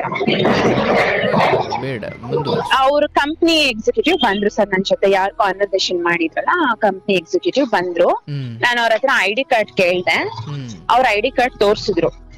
ಮತ್ತೆ ತುಂಬಾ ಅಫಿಷಿಯಲ್ ಡ್ರೆಸ್ಅಪ್ ಆಗಿದ್ರು ಅವರು. ಈ ಡೀಲರ್ ತರ ಎಲ್ಲ ಇರ್ಲಿಲ್ಲ, ತುಂಬಾ ಅಫಿಷಿಯಲ್ ಆಗಿ ಇದ್ರು, ಬಿಲೀವ್ ಮಾಡೋ ತರ ಇದ್ರು ಸರ್. ಅವರು ಒಳಗಡೆ ಬರ್ಲೇ ಇಲ್ಲ, ಲೈಕ್ ನಾವೇನ್ ಪ್ಲೆಡ್ಜ್ ಮಾಡಿದ್ವಲ್ಲ ಆಫೀಸ್ ಒಳಗಡೆ, ಅಲ್ಲಿ ಬರ್ಲಿಲ್ಲ. ಆಚೆ ನಿಂತ್ಕೊಂಡೆ ಅವ್ರು ಎಲ್ಲಾನು ಮಾಡಿದ್ರು ಸರ್. ಒಳಕ್ ಯಾಕೆ ಬರಲ್ಲ ಅಂದ್ರೆ ಅದ್ ಆಮೇಲೆ ಗೊತ್ತಾಗ್ತಾ ಹೋಗುತ್ತೆ ನಮ್ಗೆ. ಆಮೇಲೆ ನನ್ಗೆ ಆಕ್ಚುಲಿ ಅವರು ಪ್ಲೆಡ್ಜ್ ಮಾಡಿರೋ ಚಿನ್ನನ ಅವ್ರದೇ ದುಡ್ಡು ಕೊಟ್ಟು ಬಿಡಿಸಿ ಅವರೇ ತಗೊಳ್ಳೋ ತರ ಕಂಪನಿ ಇದು, ಆತರ. ಸೊ ನಾನು ನನ್ 30 ಗ್ರಾಮ್ಸ್ ಗೋಲ್ಡ್ ನ 2,37,000 ಗೆ ನಾನು ಪ್ಲೆಡ್ಜ್ ಮಾಡಿದ್ದೆ. ನನ್ನ ಅಕೌಂಟ್ಗೆ ಮತ್ತೆ ನನ್ನ ಹಸ್ಬೆಂಡ್ ಅಕೌಂಟ್ಗೆ ಸ್ವಲ್ಪ ಅಮೌಂಟ್ ನ ಅವ್ರು ಕಳ್ಸಿದ್ರು ಬಿಡಿಸ್ಕೊಳ್ಳಿ ಅಂತ. ನಾವು ಅದೇ ತರ ನಮ್ಮ ಅಕೌಂಟ್ಗೆ ಹಾಕಿಸ್ಕೊಂಡು ಬಿಡಿಸ್ಕೊಂಡ್ವಿ. 40,000 ಮಾತ್ರ ಡೇ ಲಿಮಿಟ್ಸ್ ಮುಗ್ದೋಗಿದ್ರಿಂದ 40,000 ಆ ವ್ಯಕ್ತಿ ಕಡೆಯಿಂದ ಹೋಯ್ತು ಸರ್. ಯಾರು ಬಂದಿದ್ರಲ್ಲ ಆ ವ್ಯಕ್ತಿ ಕಡೆಯಿಂದ ಹೋಯ್ತು. ಅದೊಂದು ನಮ್ಮ ಹತ್ರ ಇವಾಗ ಪ್ರೆಸೆಂಟ್ ಪ್ರೂಫ್ ಇದೆ. ಸೊ ಅವರು ರಿಲೀಸ್ ಆಯ್ತು, ಚಿನ್ನ ರಿಲೀಸ್ ಆಯ್ತು. ಲಾಸ್ಟ್ ಅಲ್ಲಿ ಅವರು ರಿಲೀಸ್ ಆಗಿದ ತಕ್ಷಣ ನಮ್ಮ ಹತ್ರ ಚಿನ್ನನ ಅವರು ಫೋಟೋ ತಗೊಂಡ್ರು ಸರ್. ಫೋಟೋ ತಗೊಂಡು ನಮ್ಗೆ ವಾಪಸ್ ಕೊಟ್ಬಿಟ್ರು, ನಿಮ್ಮ ಹತ್ರನೇ ಇರ್ಲಿ ಮೇಡಮ್, ನಾವು ಆಫೀಸ್ಗೆ ಹೋದ್ಮೇಲೆ ಇಸ್ಕೊತೀವಿ ಅಂತ. ಅವಾಗ ಸ್ವಲ್ಪ ನಮ್ಗೆ ನಂಬಿಕೆ ಬರ್ತಾ ಹೋಯ್ತು, ಓಕೆ ನಂಬೋದು ಅಂತ. ನಮ್ ಕಾರಲ್ಲೇ ಅವ್ರನ್ನ ಕರ್ಕೊಂಡ್ ಹೋದ್ವಿ. ಪಬ್ಲಿಕ್ ಟ್ರಾನ್ಸ್ಪೋರ್ಟ್ ಹೋಗೋಣ ಅಂದ್ರು, ಮತ್ತೆ ಕ್ಯಾಬ್ ಮಾಡೋಣ ಅಂದ್ರು. ಬೇಡ ಅಂತ ನಮ್ಗೆ ಅನಿಸ್ತು, ನನ್ಗೂ ನನ್ನ ಹಸ್ಬೆಂಡ್ಗೂ ಬೇಡ, ಸೇಫ್ ಇರಲ್ಲ, ನಮ್ದೇ ಕಾರ್ ಇದೆ, ನಮ್ ಕಾರಲ್ಲೇ ಹೋಗೋಣ ಅಂತ ಹೇಳಿದ್ವಿ. ಓಕೆ ಬನ್ನಿ ಅಂತ ಅಂದ್ರು. ನಾನು ಹಸ್ಬೆಂಡ್ ಮುಂದೆ ಕೂತಿದ್ವಿ, ಅವ್ರ ಹಿಂದೆ ಕೂತ್ಕೊಂಡ್ರು ಆರಾಮಾಗಿ. ಸರ್ ಅವರು ಒಂದು 2-3 ಕಡೆ ಗಾಡಿನ ಸ್ಟಾಪ್ ಮಾಡ್ಸಿದ್ರು. ಊಟ ಮಾಡೋಣ, ಕಾಫಿ ಮಾಡೋಣ, ಅದು ಇದು ಅಂತ ಸುಮ್ನೆ ಮಾತಾಡಿ ಸ್ಟಾಪ್ ಮಾಡಿಸಿದ್ರು. ನಾವು ಓಕೆ ಊಟ ತಿಂಡಿಗಂತ ನಿಲ್ಸಿದ್ವಿ. ತುಂಬಾ ಲೇಟ್ ನೈಟ್ ಮಾಡ್ತಾ ಹೋದ್ರು. ಅಂದ್ರೆ ಇದು ಪ್ರೆಸೆಂಟ್ ಆಗಿ ನಮಗೇನು ಗೊತ್ತಾಗ್ಲಿಲ್ಲ ಸರ್, ಏನಕ್ಕೆ ಇದೆಲ್ಲ ನಡೀತಿದೆ ಅಂತ. ಆಮೇಲೆ ನಮಗೆ ಗೊತ್ತಾಗ್ತಾ ಹೋಯ್ತು. ನನ್ ಗಂಡನೇ, ನನ್ನ ಹಸ್ಬೆಂಡೇ ಕಾರ್ ರೈಡ್ ಮಾಡ್ತಾ ಇದ್ದಿದ್ದು. ಮತ್ತೆ ಅವ್ರು ಹೆಂಗೆ ನಿಧಾನ ಮಾಡ್ಲಿಕ್ಕೆ ಸಾಧ್ಯ? ನಿಧಾನ ಅಂದ್ರೆ ಸರ್, ನಮ್ಗೆ ಆಲ್ರೆಡಿ ಊಟ ಎಲ್ಲ ಆಗಿತ್ತು. 3:30-4 ಗಂಟೆ ಟೈಮಲ್ಲಿ ಊಟ ಆಗಿತ್ತು. ನಾವ್ ಊಟ ಮಾಡ್ಬೇಕು ನಿಲ್ಸಿ ಅನ್ನೋ ತರ. ಸರಿ ಊಟದ ವಿಷಯ ಅಲ್ವಾ ಅಂತ ಹೇಳಿ ನಮ್ಮ ಹಸ್ಬೆಂಡ್ ಕಾರ್ ನಿಲ್ಸಿದ್ರು. ಅಲ್ಲೊಂದ್ ಸ್ವಲ್ಪ ಹೊತ್ತು ಟೈಮ್ ವೇಸ್ಟ್ ಮಾಡಿದ್ರು. ಮತ್ತೆ ಸರ್ ಅವರು ತುಂಬಾ ಮುಖ್ಯವಾಗಿ ಹೇಳ್ಬೇಕಂದ್ರೆ, ಈ ದುಡ್ಡು ಹಾಕಿಸ್ತಾರಲ್ಲ ನಮ್ಮ ಅಕೌಂಟಿಗೆ, ಆ ಟೈಮಲ್ಲಿ ಆಲ್ಮೋಸ್ಟ್ 3 hours ವೇಸ್ಟ್ ಮಾಡಿದ್ದಾರೆ. ನಾವ್ ಹೋಗಿದ್ದು ಆ ಬ್ಯಾಂಕ್ ಹತ್ರ 11:30-12 ಗಂಟೆ ಇರ್ಬೋದು, ಪ್ರಾಪರ್ ಟೈಮ್ ನನಗೆ ನೆನಪಿಲ್ಲ. ಬಟ್ ನಾವ್ ಬ್ಯಾಂಕ್ ಇಂದ ಆಚೆ ಬಂದಾಗ 3:30 ಆಗಿತ್ತು. ಸುಮ್ನೆ ಅವ್ರು ಏನೋ ಪ್ರಾಬ್ಲಮ್ ಅಂತೆ, ಅವ್ರೇನೋ ದುಡ್ಡು ಹಾಕದ್ ಲೇಟ್ ಆಗತ್ತಂತೆ, ಏನೋ ಇಶ್ಯೂ, ಹಿಂಗೆ ಏನೇನೋ ರೀಸನ್ಸ್ ಹೇಳಿದ್ರು. ಓಕೆ ಅದೆಲ್ಲ ಬಿಡಿಸ್ಕೊಂಡು 3:30ಗೆ ನಾವು ಬ್ಯಾಂಕ್ ಇಂದ ಆಚೆ ಬಂದ್ವಿ ಸರ್. ಬಂದಿದ ತಕ್ಷಣ 4 o'clock ಅಲ್ಲಿ ನಾವು ಆಲ್ರೆಡಿ ರೂಟ್ ಸ್ಟಾರ್ಟ್ ಆಗಿತ್ತು, ನಮ್ ಜರ್ನಿ ಸ್ಟಾರ್ಟ್ ಆಗಿತ್ತು. ಅಗೇನ್ ಮತ್ತೆ ಅಲ್ಲಿ ಊಟದ್ದು ಅದು ಇದು ಅಂತೆಲ್ಲ ನಿಲ್ಸಿದ್ರು. ಊಟ ಎಲ್ಲ ಆಯ್ತು, ಕಾಫಿ ಎಲ್ಲ ಆಯ್ತು. ಊರ ಹೆಸರು ಮೆನ್ಷನ್ ಮಾಡ್ಬೋದಾ ಸರ್? ಮೈಸೂರು, ಬ್ಯಾಂಗ್ಳೂರ್ ಟು ಮೈಸೂರ್ಗೆ 2.5 hours ಜರ್ನಿ ಕಾರಲ್ಲಿ, ಹೈವೇನಲ್ಲಿ. ಸೊ ನಾವು 3:30 ಬಿಟ್ಟಿದ್ದು. ಆಲ್ಮೋಸ್ಟ್ 6:30-7 ಗಂಟೆ ಇದೆಲ್ಲ ಇವ್ರದೆಲ್ಲ ನಾಟಕ ಎಲ್ಲ ಮುಗಿಸ್ಕೊಂಡು 7 ಗಂಟೆಗೆ ನಾವು ಆಫೀಸ್ ರೀಚ್ ಆಗ್ತೀವಿ. ರೀಚ್ ಆಗಿದ ತಕ್ಷಣ ಅವರು ಒಡವೆ ತಗೊಂಡ್ರು ನಮ್ಮ ಹತ್ರ. ಅಲ್ಲಿ ಅವ್ರ ಆಫೀಸ್, ಯಾರ್ ಕರ್ಕೊಂಡ್ ಹೋಗಿದ್ರಲ್ಲ ಅವ್ರ ಆಫೀಸು. ಅಲ್ಲಿ ತನಕ ಒಡವೆ ನನ್ನ ಹತ್ರನೇ ಇತ್ತು, ನನ್ ಪರ್ಸಲ್ಲೇ ಇತ್ತು. ಅವ್ರೊಂದ್ ಫೋಟೋ ತಗೊಂಡಿದ್ ಬಿಟ್ರೆ ಹೋಗಿದ ತಕ್ಷಣ ಅವರು ಒಡವೆ ನಮ್ಮ ಹತ್ರ ಇಸ್ಕೊಂಡ್ರು, ಕೊಡಿ ಅಂತ. ಸರ್ ಅವ್ರು ನಮ್ಗೆ ಹೇಳಿದ್ದು ಗ್ರಾಮ್ಗೆ 18 ಕೊಡ್ತೀನಿ ಅಂತ. 18,000 1 ಗ್ರಾಮ್ಗೆ ಕೊಡ್ತೀನಿ ಅಂತ. ಅವ್ರ ಎಕ್ಸಿಕ್ಯೂಟಿವ್ ಜೊತೆ ಮಾತು ಕತೆ ಎಲ್ಲ ಆಗಿ ಫೈನಲ್ ಆಗಿದ್ದು ನಮ್ಗೆ 16,000 ಫೋನ್ ಅಲ್ಲೇನೆ ಬಿಫೋರ್. ಆ 16,000ಕ್ಕೆ ಅವರು ಬಿಲ್ ಹಾಕ್ತೀನಿ ಅಂತ ನಮ್ಮ ಹತ್ರ ಒಡವೆ ಇಸ್ಕೊಂಡು ಅವ್ರು 916 ಇದ್ಯಾ ಏನು, ಇದು ಯಾವ ತರ ಚಿನ್ನ ಅಂತ ಪ್ಯೂರಿಟಿ ಚೆಕ್ ಮಾಡ್ಕೊಂಡ್ರು. ಇಮಿಡಿಯೇಟ್ ಆಗಿ ಒಂದು ಬಿಲ್ ಬರೆದ್ರು. ಅಲ್ಲಿ ಒಂದ್ ವ್ಯಕ್ತಿ ಇರ್ತಾರೆ, ಅವ್ನ್ ಮ್ಯಾನೇಜರ್ ಅಂತಾರೆ, ಪ್ರೊಪ್ರೈಟರ್ ಅಂತಾರೆ, ಅವನ ಹೆಸರು ಗೊತ್ತಿಲ್ಲ ನಮ್ಗೆ. ಅವರು ಇಮಿಡಿಯೇಟ್ ಆಗಿ ಒಂದು ಬಿಲ್ ಬರೆದ್ರು. ನಮ್ಗೆ ಹೇಳಿದ amount sir 60 grams into 16,000. 60 gram ಮತ್ತು 1 ಗ್ರಾಮ್ಗೆ 16,000. ಮತ್ತೆ ನನ್ ಮುತ್ತೂಟಲ್ಲಿ ಪ್ಲೆಡ್ಜ್ ಮಾಡಿದ್ವಲ್ಲ, ಅದು ರಿಲೀಸ್ ಮಾಡಿದ್ದು 30 ಗ್ರಾಮ್ ಚಿನ್ನ. ಮತ್ತೆ ನಾನು ನನ್ನ ಹಸ್ಬೆಂಡ್ ಏನ್ ಡಿಸೈಡ್ ಆಗಿದ್ವಲ್ಲ 60 ಮಾರ್ಬೇಕು ಅಂತ, ಆ 30 ಗ್ರಾಮ್ ಚಿನ್ನ, ಟೋಟಲ್ 60 ಗ್ರಾಮ್ ಚಿನ್ನ. ಸೊ ಅದಕ್ಕೆ 16,000 ರೂಪಾಯಿ ಅವರು ಗ್ರಾಮ್ಗೆ ಲೆಕ್ಕ ಹಾಕಿದ್ರು. ಹಾಕ್ಬಿಟ್ಟು ಅವರು ಆ ಅಮೌಂಟ್ ಅಲ್ಲಿ 1.5 lakh ಸಮಥಿಂಗ್ ಮೈನಸ್ ಮಾಡಿದ್ರು ಸರ್. ಅವಾಗ ನಾವ್ ಹೇಳಿದ್ವಿ, ಇಲ್ಲ ಸರ್ ನೀವ್ ಹೇಳಿದ್ದಿಷ್ಟು, ಬಟ್ ನೀವ್ ಇಲ್ಲಿ ಬಿಲ್ ಹಾಕ್ತಿರೋದ್ ಇಷ್ಟಲ್ವಾ ಅಂತ. ನಾನು ನನ್ನ ಹಸ್ಬೆಂಡ್ ಕ್ವಶನ್ ಮಾಡಿದ ತಕ್ಷಣ ಅವ್ರೇನ್ ಹೇಳಿದ್ರು, ನನ್ಗೆ ಪ್ಯೂರಿಟಿ ಮೇಲೆ ಸ್ವಲ್ಪ ಡೌಟ್ ಇದೆ ಮೇಡಮ್, ನಾವು ಪ್ಯೂರಿಟಿ ಚೆಕ್ ಮಾಡ್ತೀವಿ ನೀಟಾಗಿ, ಆಮೇಲೆ ನಿಮ್ಗೆ ಕನ್ಫರ್ಮ್ ಮಾಡ್ತೀವಿ ಅಂತ. ಓಕೆ ನಮ್ ಪ್ಯೂರಿಟಿ ಚೆನ್ನಾಗಿದೆ, ಚೆಕ್ ಮಾಡ್ಕೊಳ್ಳಿ, ನಮ್ದು ಸರ್ಟಿಫಿಕೇಟ್ಸ್ ಎಲ್ಲ ಇದೆ, ಏನ್ ತೊಂದ್ರೆ ಇಲ್ಲ ಅಂತ ನಾನು ಓಕೆ ಅಂದೆ. ಸರ್ ಪ್ಯೂರಿಟಿ ಚೆಕ್ ಮಾಡೋದು 2 ತರ, ನನ್ನ ನಾಲೆಡ್ಜ್ ಪ್ರಕಾರ 2 ತರ ಮಾಡ್ತಾರೆ. ಒಂದು ಮಿಷಿನ್ ಅಲ್ಲಿ ಮಾಡ್ತಾರೆ, ಇನ್ನೊಂದು ಸ್ವಲ್ಪ ಹಿಂಗೆ ಉಜ್ಜಿ ಅವ್ರದ್ದೇನೋ ಟೈಪ್ ಅಲ್ಲಿ ಮಾಡ್ತಾರೆ. ಚೆಕ್ ಮಾಡ್ತೀನಿ ಅಂತ ಇವ್ರು ಒಳಗಡೆ ಹೋಗ್ಬಿಟ್ಟು ನಮ್ ಚಿನ್ನನ ಪೂರ್ತಿ ಕರಗಿಸ್ಬಿಟ್ರು ಸರ್. ಅಂದ್ರೆ ದ್ರವರೂಪಕ್ಕೆ ನೀರ್ ತರ ಆಗೋಯ್ತು. ಸರ್ ನೀವು ಚೆಕ್ ಮಾಡ್ತೀನಿ ಅಂತ ಹೇಳಿದ್ದು, ನೀವ್ ಏನ್ ಮಾಡ್ತಿದ್ದೀರಾ? ನಾನ್ ಕೇಳ್ತಾ ಇದೀನಿ. ನಾವ್ ಹಿಂಗೆ ಮೇಡಮ್ ಚೆಕ್ ಮಾಡೋದು, ನೀವೊಂದ್ ಸ್ವಲ್ಪ ಕುತ್ಕೊಳ್ಳಿ ಅಲ್ಲಿ ಅಂದ್ರು. ಸರ್ ನನ್ಗೆ ಅಲ್ಲೇ ಆಫ್ ಆಗೋಯ್ತು. ನಾವು ಫುಲ್ ಸ್ಕ್ಯಾಮು, ಇದು ದೊಡ್ಡ ಮೋಸ. ಯಾಕಂದ್ರೆ ಎಲ್ಲೂ ಚಿನ್ನನ ನಮ್ ಪರ್ಮಿಷನ್ ಇಲ್ದೆ ಚೆಕ್ ಮಾಡಲ್ಲ ಸರ್ ಯಾರು, ಸಾರಿ ಕರಗ್ಸಲ್ಲ. ಓಕೆ. ನಮ್ ಮುಂದೆ ಚೆಕ್ ಮಾಡ್ತಾರೆ, ಬಟ್ ಒಳಗಡೆ ಹೋಗಿ ನಮ್ ವಿತೌಟ್ ಪರ್ಮಿಷನ್ ಯಾರು ಕರೆಕ್ಸಲ್ಲ. ಓಕೆ ಆಗಿದೆ, ನೆಕ್ಸ್ಟ್ ಏನ್ ಮಾಡೋದು, ನನ್ಗೆ ಫುಲ್ ಕೈ ಕಾಲೆಲ್ಲ ನಡುಗ್ತಾ ಇದೆ, ಶೇಕ್ ಆಗ್ತಾ ಇದೆ. ನಾವಿಬ್ರೇ ಇದೀವಿ, ಆಲ್ಮೋಸ್ಟ್ 8:30 ಆಗಿದೆ. ಇವ್ರು ನಾವ್ ಹೋದಾಗ ಒಂದು 4-5 ಜನ ಇದ್ದಿದ್ದ ಆಫೀಸು ಒಬ್ಬೊಬ್ರೇ ಜಾಯಿನ್ ಆಗ್ತಾ ಇದಾರೆ ಸರ್, ಅವ್ರ ಟೀಮ್ಗೆ. ಅವ್ರ ಗುಂಪು ಜಾಯಿನ್ ಆಗ್ತಾ ಇದೆ. ಸರಿ ಓಕೆ, ಚಿನ್ನ ಪೂರ್ತಿ ಕರಗಿಸ್ಬಿಟ್ರು. ನಾನ್ ಫುಲ್ ಹತ್ಕೊಂಡು ಫುಲ್ ಅವ್ರ ಮೇಲೆ ಜಗಳ ಮಾಡಿ, ಹೆಂಗ್ ಕರಗಿಸಿದ್ರಿ ನೀವು, ಅವನು ಇವನು ಅಂತೆಲ್ಲ ನನ್ನ ಕೈಲಿ ಏನಾಗುತ್ತೋ ನನ್ ಇದು ಏನಿದೆಯೋ ಅದನ್ನ ನಾನ್ ಮಾಡ್ದೆ ಸರ್. ಕರಗಿಸಿ, ಮೇಡಮ್ ಸ್ವಲ್ಪ ವೇಟ್ ಮಾಡಿ, ನೀವ್ ಅಷ್ಟೊಂದ್ ಟೆನ್ಷನ್ ತಗೋಬೇಡಿ, ಏನು ಇಲ್ಲ, ನಾವು ಪ್ಯೂರಿಟಿ ಚೆಕ್ ಮಾಡಿ ನಿಮ್ಗೆ ಏನ್ ಹೇಳಿದ್ಯೋ ಅದೇ ಕೊಡ್ತೀವಿ ಅಂತ ಆವಾಗ್ಲೂ ಭರವಸೆ ಕೊಟ್ಟು. ಸರಿ ಆಯ್ತು ಓಕೆ, ಇನ್ನೇನ್ ಮಾಡೋದು ಅಂದ್ಬಿಟ್ಟು ಸುಮ್ನೆ ಕುತ್ಕೊಂಡ್ವಿ. ಅವರು ಇಷ್ಟಿಷ್ಟೇ ಪೀಸ್ ನಮ್ಗೆ 2 ಪೀಸ್ ಕೊಟ್ರು ಸರ್, ನಮ್ ಚಿನ್ನದಲ್ಲಿ. ಮತ್ತೆ ಆ ವ್ಯಕ್ತಿ ಮಾತಾಡ್ತಿದ್ದ ಪ್ಲೇಸ್ ಅಲ್ಲಿ CC ಕ್ಯಾಮ್ರಾ ಇತ್ತು, ಬಟ್ ಅವ್ನ್ ಕರೆಕ್ಸಿದ ಪ್ಲೇಸ್ ಅಲ್ಲಿ ಯಾವ CC ಕ್ಯಾಮ್ರಾ ಇಲ್ಲ. ನಾನು ಅದನ್ನ ಅಬ್ಸರ್ವ್ ಮಾಡಿದೆ. ಸೊ ಆ 2 ಚಿಕ್ಕ ಪೀಸ್ ನನ್ಗೆ ಕೊಟ್ರು. ನನ್ ಹಸ್ಬೆಂಡ್ ಸ್ವಲ್ಪ ಒಂಥರ ಡಲ್ ಆಗ್ಬಿಟ್ರು ಸರ್ ಅಷ್ಟೊತ್ತಿಗೆ. ಅವ್ರ ಮೊದ್ಲೇ ಸಾಫ್ಟ್ ನೇಚರು, ಡಲ್ ಆಗ್ಬಿಟ್ರು. ಸುಮ್ನೆ ಕುತ್ಕೊಂಡಿದ್ರು. ನಾನೇ ಹೋಗಿ ಚೆಕ್ ಮಾಡ್ಕೊಂಡ್ ಬರ್ತೀನಿ, ನೀವ್ ಇಲ್ಲೇ ಇರಿ ಅಂತ ಹೇಳ್ಬಿಟ್ಟು ನಾನು ಒಂದ್ ಎಕ್ಸಿಕ್ಯೂಟಿವ್ ನನ್ ಜೊತೆ ಮಾಡಿ ಕಳ್ಸಿದ್ರು ಸರ್. ಮೈಸೂರು ಅದು ರೋಡು ಇಂದ ಹಿಡಿದು ಒಂದ್ 5-6 ಕಿಲೋಮೀಟರ್ ನಮ್ನ ಜರ್ನಿ ಕರ್ಕೊಂಡ್ ಹೋದ್ರು. ನಾನು ಒಬ್ಳೆ ಹೋಗಿದ್ದೀನಿ, 9 ಗಂಟೆ ಆಗಿದೆ. ನಾನ್ ಸ್ವಲ್ಪ ಧೈರ್ಯವಾಗಿ ಹೋಗ್ತೀನಿ ಸರ್, ನಾನ್ ನರ್ವಸ್ ಆಗಲ್ಲ ಅಷ್ಟು ಬೇಗ. ಸರಿ ಕರ್ಕೊಂಡ್ ಹೋಗ್ತಾ ಇದ್ರು. ಒಂದು ತುಂಬಾ ಚಿಕ್ಕ ಮಾರ್ಕೆಟ್ ತರ ಕರ್ಕೊಂಡ್ ಹೋದ್ರು. ಅಲ್ಲಿ ಚಿನ್ನ ಚೆಕ್ ಮಾಡೋ ಪುಟ್ ಅಂಗಡಿಗಳಿದೆ. ಅಲ್ಲಿ ಒಬ್ರಿಗೂ ಕನ್ನಡ ಬರಲ್ಲ ಸರ್, ಒಬ್ರಿಗೂ ಕನ್ವರ್ಸೇಷನ್ ಮಾಡಕ್ ಆಗ್ತಾ ಇಲ್ಲ. ನನ್ಗೂ ಅವ್ರಿಗೂ ಹಿಂದಿ, ಎಲ್ಲಾ ಹಿಂದಿ ಅವರು, ನನ್ಗೆ ಹಿಂದಿ ಬರಲ್ಲ. ಓಕೆ ಕೊಟ್ಟೆ, ಚೆಕ್ ಮಾಡಿದ್ರು. ಚೆಕ್ ಮಾಡ್ಬಿಟ್ಟು ಸರ್ 48% ಪ್ಯೂರಿಟಿ ಬಂತು ಸರ್ಟಿಫಿಕೇಟ್. 916 ಬಂದು ಆಕ್ಚುಲಿ 91 ಬರುತ್ತೆ, ಇಲ್ಲ 93, ಇಲ್ಲ 99 ಇಷ್ಟು ಬರ್ಬೋದು. ನನ್ಗೆ ನಾಲೆಡ್ಜ್ ಇರೋದು ಸರ್, ತಪ್ಪೋ ಸರಿನೋ ನನಗ್ ಗೊತ್ತಿಲ್ಲ. ಬಟ್ ಅಲ್ಲಿ ಬಂದಿದೆ ಎಷ್ಟು ಗೊತ್ತಾ ಸರ್, 52% ಬಂದಿದೆ. ಅಂದ್ರೆ ಅರ್ಧಕ್ಕರ್ಧ ಚಿನ್ನ ನಿಮ್ದು ಇಲ್ಲ, ಪ್ಯೂರಿಟಿ ಇಲ್ಲ ಅಂತ, ನಕಲಿ ಅಂತ. ನಾನು ಅದನ್ನ ಬಿಲೀವ್ ಮಾಡಕ್ ಸಾಧ್ಯನೇ ಇಲ್ಲ. ಯಾಕಂದ್ರೆ ನಾನು ಅಂಗಡಿ ಪರ್ಚೇಸ್ ಮಾಡಿರೋ ಅಂಗಡಿ ಬಂದು ದೊಡ್ಡ ಬ್ರ್ಯಾಂಡ್, ಅದು ಹೇಳು ಅಂದ್ರೆ ಹೇಳ್ತೀನಿ. ಸೊ ದೊಡ್ಡ ಬ್ರ್ಯಾಂಡ್. ಮತ್ತೆ ನಾನು ಅಲ್ಲಿಂದ ತೆಗ್ದು ಚಿನ್ನನ ನಾನು ಪರ್ಚೇಸ್ ಆದ್ಮೇಲೆ ನಾನು ಬೇರೆ ಬ್ಯಾಂಕ್ ಅಲ್ಲಿ ಪ್ಲೆಡ್ಜ್ ಕೂಡ ಮಾಡಿದ್ದೀನಿ. ಯಾವ್ದೇ ಬ್ಯಾಂಕ್ ಆದ್ರೂ ಅದು ಅವ್ರು ಹೇಳೋ ಪ್ರಕಾರ ಅದು 14 ಕ್ಯಾರೆಕ್ಟರ್ ಗೋಲ್ಡ್ ಅಂತ ಹೇಳ್ತಿದ್ದಾರೆ. 14 ಕ್ಯಾರೆಕ್ಟರ್ ಗೋಲ್ಡ್ ನಾ ಬೇರೆ ಯಾವ್ದೇ ಬ್ಯಾಂಕ್ ಅಲ್ಲೂ ಪ್ಲೆಡ್ಜ್ ಮಾಡ್ಕೊಳ್ಳಲ್ಲ, ಅಥವಾ ಯಾವ್ದೇ ಸೇಟು ಅಂಗಡಿಗಳಲ್ಲೂ ಪ್ಲೆಡ್ಜ್ ಮಾಡ್ಕೊಳ್ಳಲ್ಲ. ಇದು ಒಂದೇ ನನ್ನ ಹತ್ರ ಇರೋ ಪ್ರೂಫ್.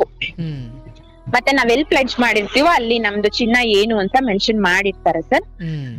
ನಾನ್ ಫುಲ್ಲು ಅಲ್ಲೂನು ಓಕೆ, ನನ್ಗೆ ಫುಲ್ಲು ಭಯ ಆಗೋಯ್ತು, ಕೂಗಾಡ್ದೆ. ಆಮೇಲೆ ಅವರೇ ನನ್ಗೆ ಸಜೆಷನ್ ಮಾಡಿದ್ರು, ಬೇರೆ ಕಡೆ ಹೋಗಿ ಚೆಕ್ ಮಾಡ್ಕೊಳ್ಳಿ, ನಿಮ್ಗೆ ಇಷ್ಟ ಬಂದಿರೋ ಕಡೆ ಚೆಕ್ ಮಾಡ್ಕೊಳ್ಳಿ ಅಂತ.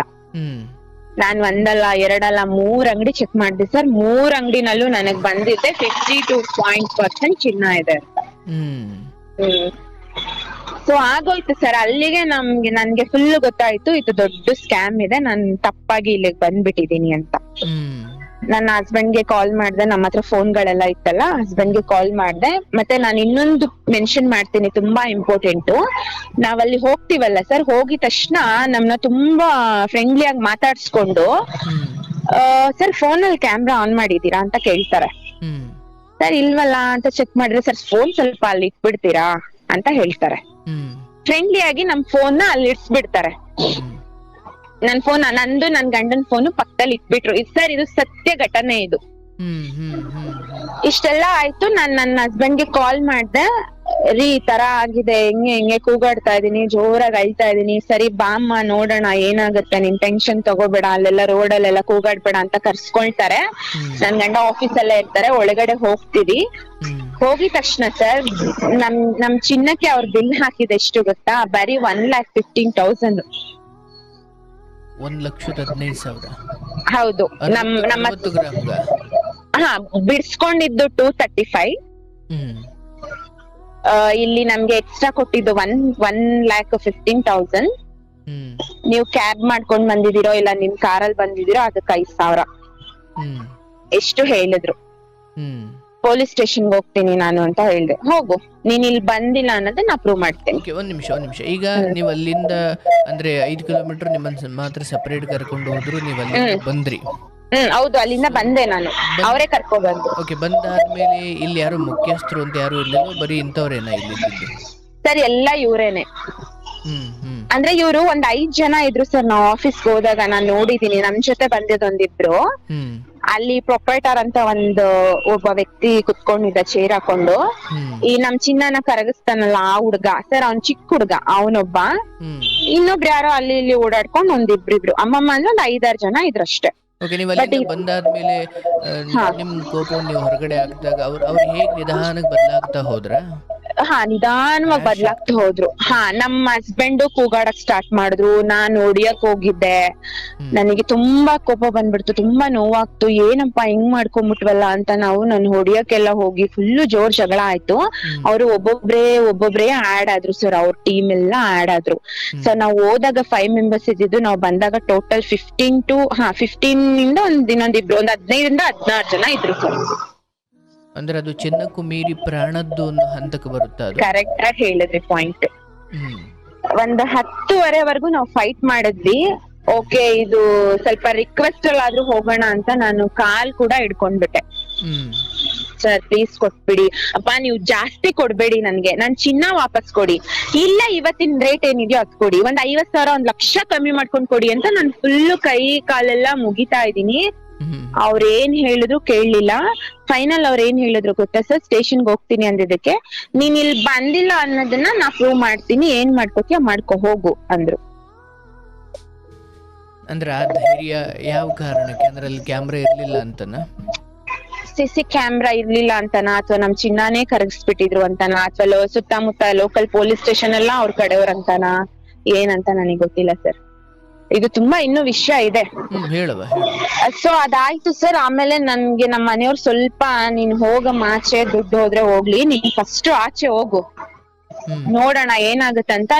ನನ್ ಗಂಡ ನನ್ನನ್ನ ತುಂಬಾ ಫೋರ್ಸಬಲ್ ಆಗಿ ಕರ್ಕೊಂಡ್ ಬಂದು ನನ್ನ ಕಾರಲ್ಲಿ ಕೂರ್ಸ್ಬಿಟ್ಟು, ನನ್ನ ಲಾಕ್ ಮಾಡಿ, ನಾರ್ಮಲ್ ಕೂರ್ಸ್ಬಿಟ್ಟು ನಾವು ಫುಲ್ ಲಾಕ್ ಮಾಡಿ, ಅವ್ರ ಮೇಲ್ಗಡೆ ಹೋಗಿ ಅವ್ರು ಹೇಳಿದ್ ಒಂದು ಪೇಪರ್ಗೆ ಸೈನ್ ಹಾಕಿ, ಇದು ನನ್ ಗಂಡನ್ಗೆ ತುಂಬಾ ಫೋರ್ಸಬಲ್ ಆಗಿ ಹಾಕ್ಸ್ಕೊಂಡಿದ್ದಾರೆ ಇದು ಸೈನು.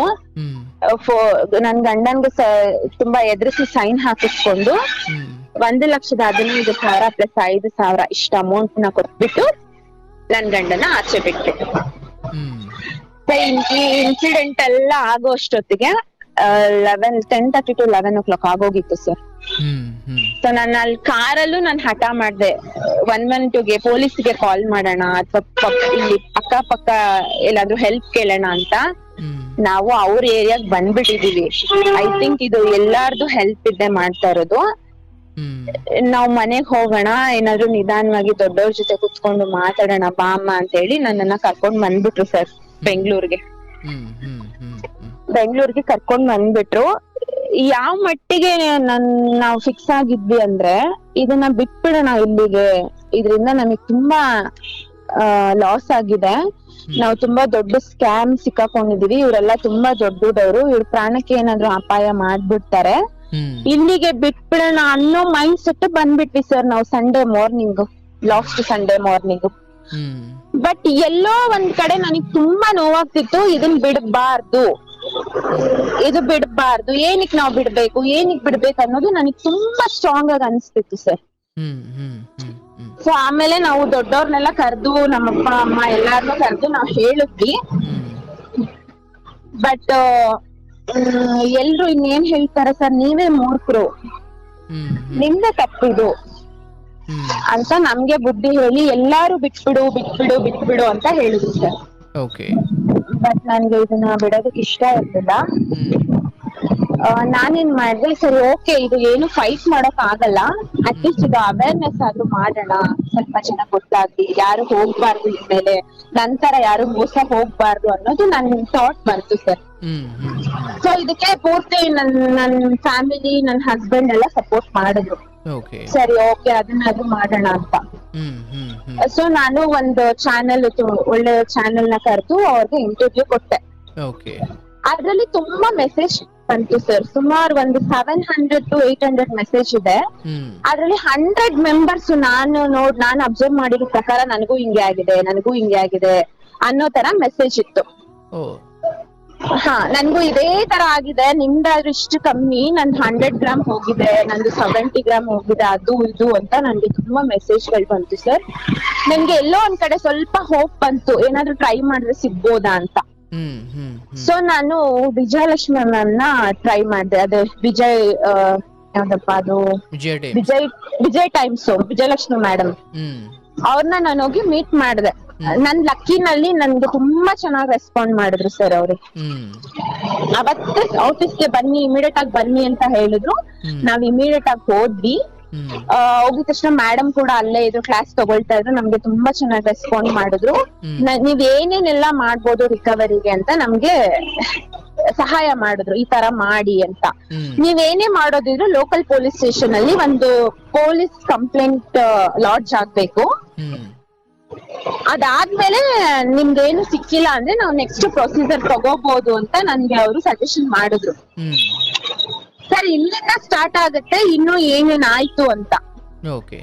ಸರಿ ಓಕೆ, ನಾನು ಇದು ಜಸ್ಟ್ ಒಂದು ಪೊಲೀಸ್ ಕಂಪ್ಲೇಂಟ್ ನನ್ನ ಹತ್ರ ಅಕ್ಲಾಚ್ಮೆಂಟ್ ಬೇಕು ಅಂತ ನಾನು ನೆಕ್ಸ್ಟ್ ಮತ್ತೆ ಪೊಲೀಸ್ ಸ್ಟೇಷನ್ ಹೋಗ್ತೀನಿ, ಮೈಸೂರಿಗೆ. ಬ್ಯಾಂಗ್ಳೂರಿಂದ ಮೈಸೂರಿಗೆ ಟ್ರಾವೆಲ್ ಮಾಡ್ಕೊಂಡು ಹೋಗ್ತೀನಿ. ನನ್ನ ಹಸ್ಬೆಂಡ್ ಬರಲ್ಲ ಸರ್, ನಾನು ಒಬ್ಳೆ ಹೋಗ್ತೀನಿ. ಯಾಕೆ ಬರಲ್ಲ ಅಂತ ಅಂದ್ರೆ ಜಸ್ಟ್ ಕಂಪ್ಲೇಂಟ್ ಅಷ್ಟೇ ಅಲ್ವಾ, ಕೊಟ್ಬಿಟ್ಟು ಅವ್ರ ಏನಾನ ರೆಸ್ಪಾಂಡ್ ಮಾಡಿಲ್ಲ ಅಂದ್ರೆ ಅಲ್ಲಿಂದ ಏನಾನ ತಗೊಂಡ್ ಅಂದ್ರೆ ಅಪ್ಲಾಚ್ಮೆಂಟ್ ತರೋಣ ಅಂತ ನಾ ಹೋಗ್ತೀನಿ. ಸರ್ ನಾನು 8:30 9 o'clockಗೆ ರೀಚ್ ಆಗ್ತೀನಿ ಅಲ್ಲಿಗೆ. ಆವಾಗ ನಾನು ಪೊಲೀಸ್ ಸ್ಟೇಷನ್ಗೆ ಕಂಪ್ಲೇಂಟ್ ಮಾಡ್ತೀನಿ, ಈ ತರ ಇಲ್ಲಿಂದ ಈ ತರ ವ್ಯಕ್ತಿಯಿಂದ ನನ್ಗೆ ಕಾಲ್ ಬಂತು, ನಂದು ಸ್ಟೋರಿ ಎಲ್ಲ ನಾನು ಹೇಳ್ತೀನಿ. ಹೇಳಿ ಅವರು ಸಬ್ ಇನ್ಸ್ಪೆಕ್ಟರ್ ಲೀಡ್ ಇದಾರೆ, ನೀನು ಹಬ್ಬ ಕಳ್ಕೊಂಡ್ ಬಾ ಅಂತ ಹೇಳ್ತಾರೆ. ಹೇಳಿ ಒಂದು 2 minutesಗೆ ಸಬ್ ಇನ್ಸ್ಪೆಕ್ಟರ್ ಬರ್ತಾರೆ ಸರ್. ಅಂದ್ರೆ ಇದು ಎಷ್ಟು ದೊಡ್ಡ ಡ್ರಾಮಾ ಪೊಲೀಸ್ ಸ್ಟೇಷನ್ ಅಲ್ಲಿ ಅಂದ್ರೆ ನಮ್ ವ್ಯವಸ್ಥೆ ಎಷ್ಟು ಕೆಟ್ಟದಾಗಿದೆ ಅನ್ನೋದಕ್ಕೆ ಇದು ಒಂದು ದೊಡ್ಡ ನಿದರ್ಶನ ಸರ್. ಹಬ್ಬ ಕಳ್ಕೊಂಡ್ ಬಾಮ್ಮ ನೀನು ಅಂತ ತುಂಬಾ ನೆಗ್ಲೆಕ್ಟ್ ಆಗಿ ಮಾತಾಡ್ತಾರೆ ಸರ್. ನಾನು ಅವ್ರ ಹತ್ರ ಹೇಳ್ತಾ ಇದೀನಿ, ನನ್ಗೆ ತುಂಬಾ ಅನ್ಯಾಯ ಆಗಿದೆ, ದಯವಿಟ್ಟು ಏನಾದ್ರು ಮಾಡ್ಕೊಡಿ. ಮತ್ತೆ ಸರ್ ಅವ್ರ ಜೊತೆ ವಿಜಯಲಕ್ಷ್ಮಿ ಮ್ಯಾಮ್ ಕೂಡ ಕಾಲ್ಗೆ ಸಿಗ್ತಾರೆ. ನೋಡಿ ಆ ಹುಡ್ಗಿದೇನೋ ಇಶ್ಯೂ ಆಗಿದೆ, ದಯವಿಟ್ಟು ಕ್ಲಿಯರ್ ಮಾಡ್ಕೊಡಿ ಅಂತ ಹೇಳ್ತಾರೆ. ಅದಾದ್ಮೇಲೆ ಅವ್ರು ಹೇಳಿದ್ರಲ್ಲ ಸರ್ ಹಬ್ಬ ಕಳ್ಕೊಂಡ್ ಬನ್ನಿ ಅಂತ. ಅದಾಗಿ ಹಾರ್ಡ್ಲಿ 5 to 6 minutesಗೆ ಸಬ್ ಇನ್ಸ್ಪೆಕ್ಟರ್ ಒಳಗಡೆ ಬರ್ತಾರೆ, ಲೀವ್ ಅಂತ ಹೇಳ್ದವ್ರು. ನಾನು ಅವ್ರ ಹತ್ರ ಹೋಗಿ ಡೈರೆಕ್ಟ್ ಆಗಿ ಮಾತಾಡ್ತೀನಿ, ಸರ್ ಈ ತರ ಆಗಿದೆ ಇದು ಅಂತ. ನೋಡಮ್ಮ ಇವತ್ತು ಏನಿದೆ, ಏನೋ ಮೈಸೂರಲ್ಲಿ ಏನೋ ಪ್ಯಾರೇಡ್ ನಡೀತಾ ಇದೆ, ಯಾರು ಸಿಗಲ್ಲ, ನೀನೊಂದ್ ವಾರ ಬಿಟ್ಕೊಂಡ್ ಬಾ ಅಂತ ಹೇಳ್ತಾರೆ ಸರ್. ನಾನ್ ಬಿಲ್ಕುಲ್ ಒಪ್ಪೋದೇ ಇಲ್ಲ ಸರ್, ನಾನ್ ಮತ್ತೆ ಬರೋದಕ್ಕೆ ಆಗಲ್ಲ ಬೆಂಗಳೂರಿಂದ ಮೈಸೂರ್ಗೆ. ನಾನ್ ನಂಬರ್ ಕೊಡ್ತೀನಿ, ಆ ವ್ಯಕ್ತಿ ನಂಬರ್ ಕೊಡ್ತೀನಿ, ಜಸ್ಟ್ ಕರ್ಸ್ಬಿಟ್ಟು ಮಾತಾಡ್ಬಿಟ್ಟು ನನ್ಗೆ ಏನಾನ ನ್ಯಾಯ ಕೊಡ್ಸೋದಿದ್ರೆ ಇವತ್ತೇ ಕೊಡ್ಸಿ ಅಂತ ಹೇಳ್ತೀನಿ. ಸರಿ ಅಮ್ಮ ಅಲ್ಲಿ ಕುತ್ಕೊಳ್ಳಿ ನೋಡೋಣ ಅಂತಾರೆ. ಸರ್ 6:30ವರೆಗೂ ಅಲ್ಲೇ ಕೂತಿದ್ದೀನಿ ಸರ್. ಬೆಳಗ್ಗೆ 9:00 ಹೋದೋಳು 6:30 ಸಂಜೆ 6:30ವರೆಗೂ ಸುಮ್ನೆ ಕೂತಿದ್ದೆ, ನೋಡೋಣ ಏನಾಗುತ್ತೆ ನೋಡೇ ಬಿಡೋಣ ಅಂತ. ಬರ್ತಾರೆ ನೋಡ್ತಾರೆ. ಫೈನಲಿ 6:30ಗೆ ಅವರು ನನ್ಗೆ ಹೇಳ್ತಾರೆ, ಅವ್ರು ಬರಲ್ಲಮ್ಮ, ನೀವ್ ಹೋಗಿ ನಾನ್ ಫೋನ್ ಮಾಡ್ತೀನಿ ಅಂತ. ಇದನ್ನ ಮುಂಚೆನೆ ಹೇಳ್ಬೋದಾಗಿತ್ತಲ್ಲ ಸರ್ ಅವರು. ಅಂದ್ರೆ ನೋಡಿ ಪಕ್ಕದ ರೋಡೇ ಸರ್ ಇದು. 1.5 kilometer ಘಟನೆ ನಡೆದಿದ್ ಪ್ಲೇಸು. 1.5 kilometer ಇಂದ ಆಚೆಗೆ ಪೊಲೀಸ್ ಸ್ಟೇಷನ್. ಅಲ್ಲಿರೋ ವ್ಯಕ್ತಿನ ಇವ್ರಿಗೆ ಕರ್ಕೊಂಡ್ ಬರಕ್ ಆಗ್ಲಿಲ್ಲ. ಸರಿ ಮೇಡಮ್ ಓಕೆ. ನಾನ್ ಅಷ್ಟೊತ್ತಿಗೆ ವಿಜಯ್ ಟೈಮ್ಸ್ ಒಬ್ರು ನನ್ಗೆ ಕನೆಕ್ಟ್ ಅಲ್ಲೇ ಇರ್ತಾರೆ, ಏನೇನಾಗುತ್ತೆ ಕೇಳ್ತಾ ಇರ್ತಾರೆ. ಅವ್ರು ನನಗ್ ಹೇಳ್ತಾರೆ, ಬರ್ಬೇಡಿಮ್ಮ, ಬೇಕಂದ್ರೆ ನಿಮ್ಗೆ ಏನಾದ್ರು ಕ್ಯಾಬ್ ವ್ಯವಸ್ಥೆ ಮಾಡ್ಕೊಡ್ತೀವಿ ನೈಟ್ ಬರೋಕೆ, ಇಲ್ಲಾಂದ್ರೆ ನಿಮ್ ಹಸ್ಬೆಂಡ್ ನ ಅಲ್ಲಿ ಕರ್ಸ್ಕೊಳ್ಳಿ, ಹೆಂಗು ನಿಮ್ ಹತ್ರ ವೆಹಿಕಲ್ ಇದೆಯಲ್ಲ, ನೀವ್ ಬರ್ಬೇಡಿ, ಜಸ್ಟ್ ನಾವ್ ಅವ್ರ ಹತ್ರ ಕರ್ಸ್ಕೊಳಕ್ ಆಗಿಲ್ಲ, ನೆಕ್ಸ್ಟ್ ಆಕ್ಷನ್ ನೀನೇನಾದ್ರು ತಗೋಬಹುದು ಅಂತ ಬರ್ಕೊಡು ಅಂತ ಕೇಳಿ ಕಮಿಷನರ್ ಆಫೀಸ್ಗೆ ಹೋಗ್ತೀನಿ ಅಂತ ಹೇಳಿ ಅಂದ್ರು. ನಾನ್ ಹಂಗೆ ಹೇಳ್ದೆ ಸರ್. ಓಕೆ ಸರ್ ನಂದೆಲ್ಲ ಕೊಡಿ, ನಾನ್ ಕಮಿಷನರ್ ಆಫೀಸ್ಗೆ ಹೋಗ್ತೀನಿ. ನಾನ್ ಹೇಳಿ ಒಂದು 10 minutesಗೆ ಎಲ್ಲಾರ್ನು ಕರೆಸ್ತಾರೆ ಪೊಲೀಸ್ ಅವರು.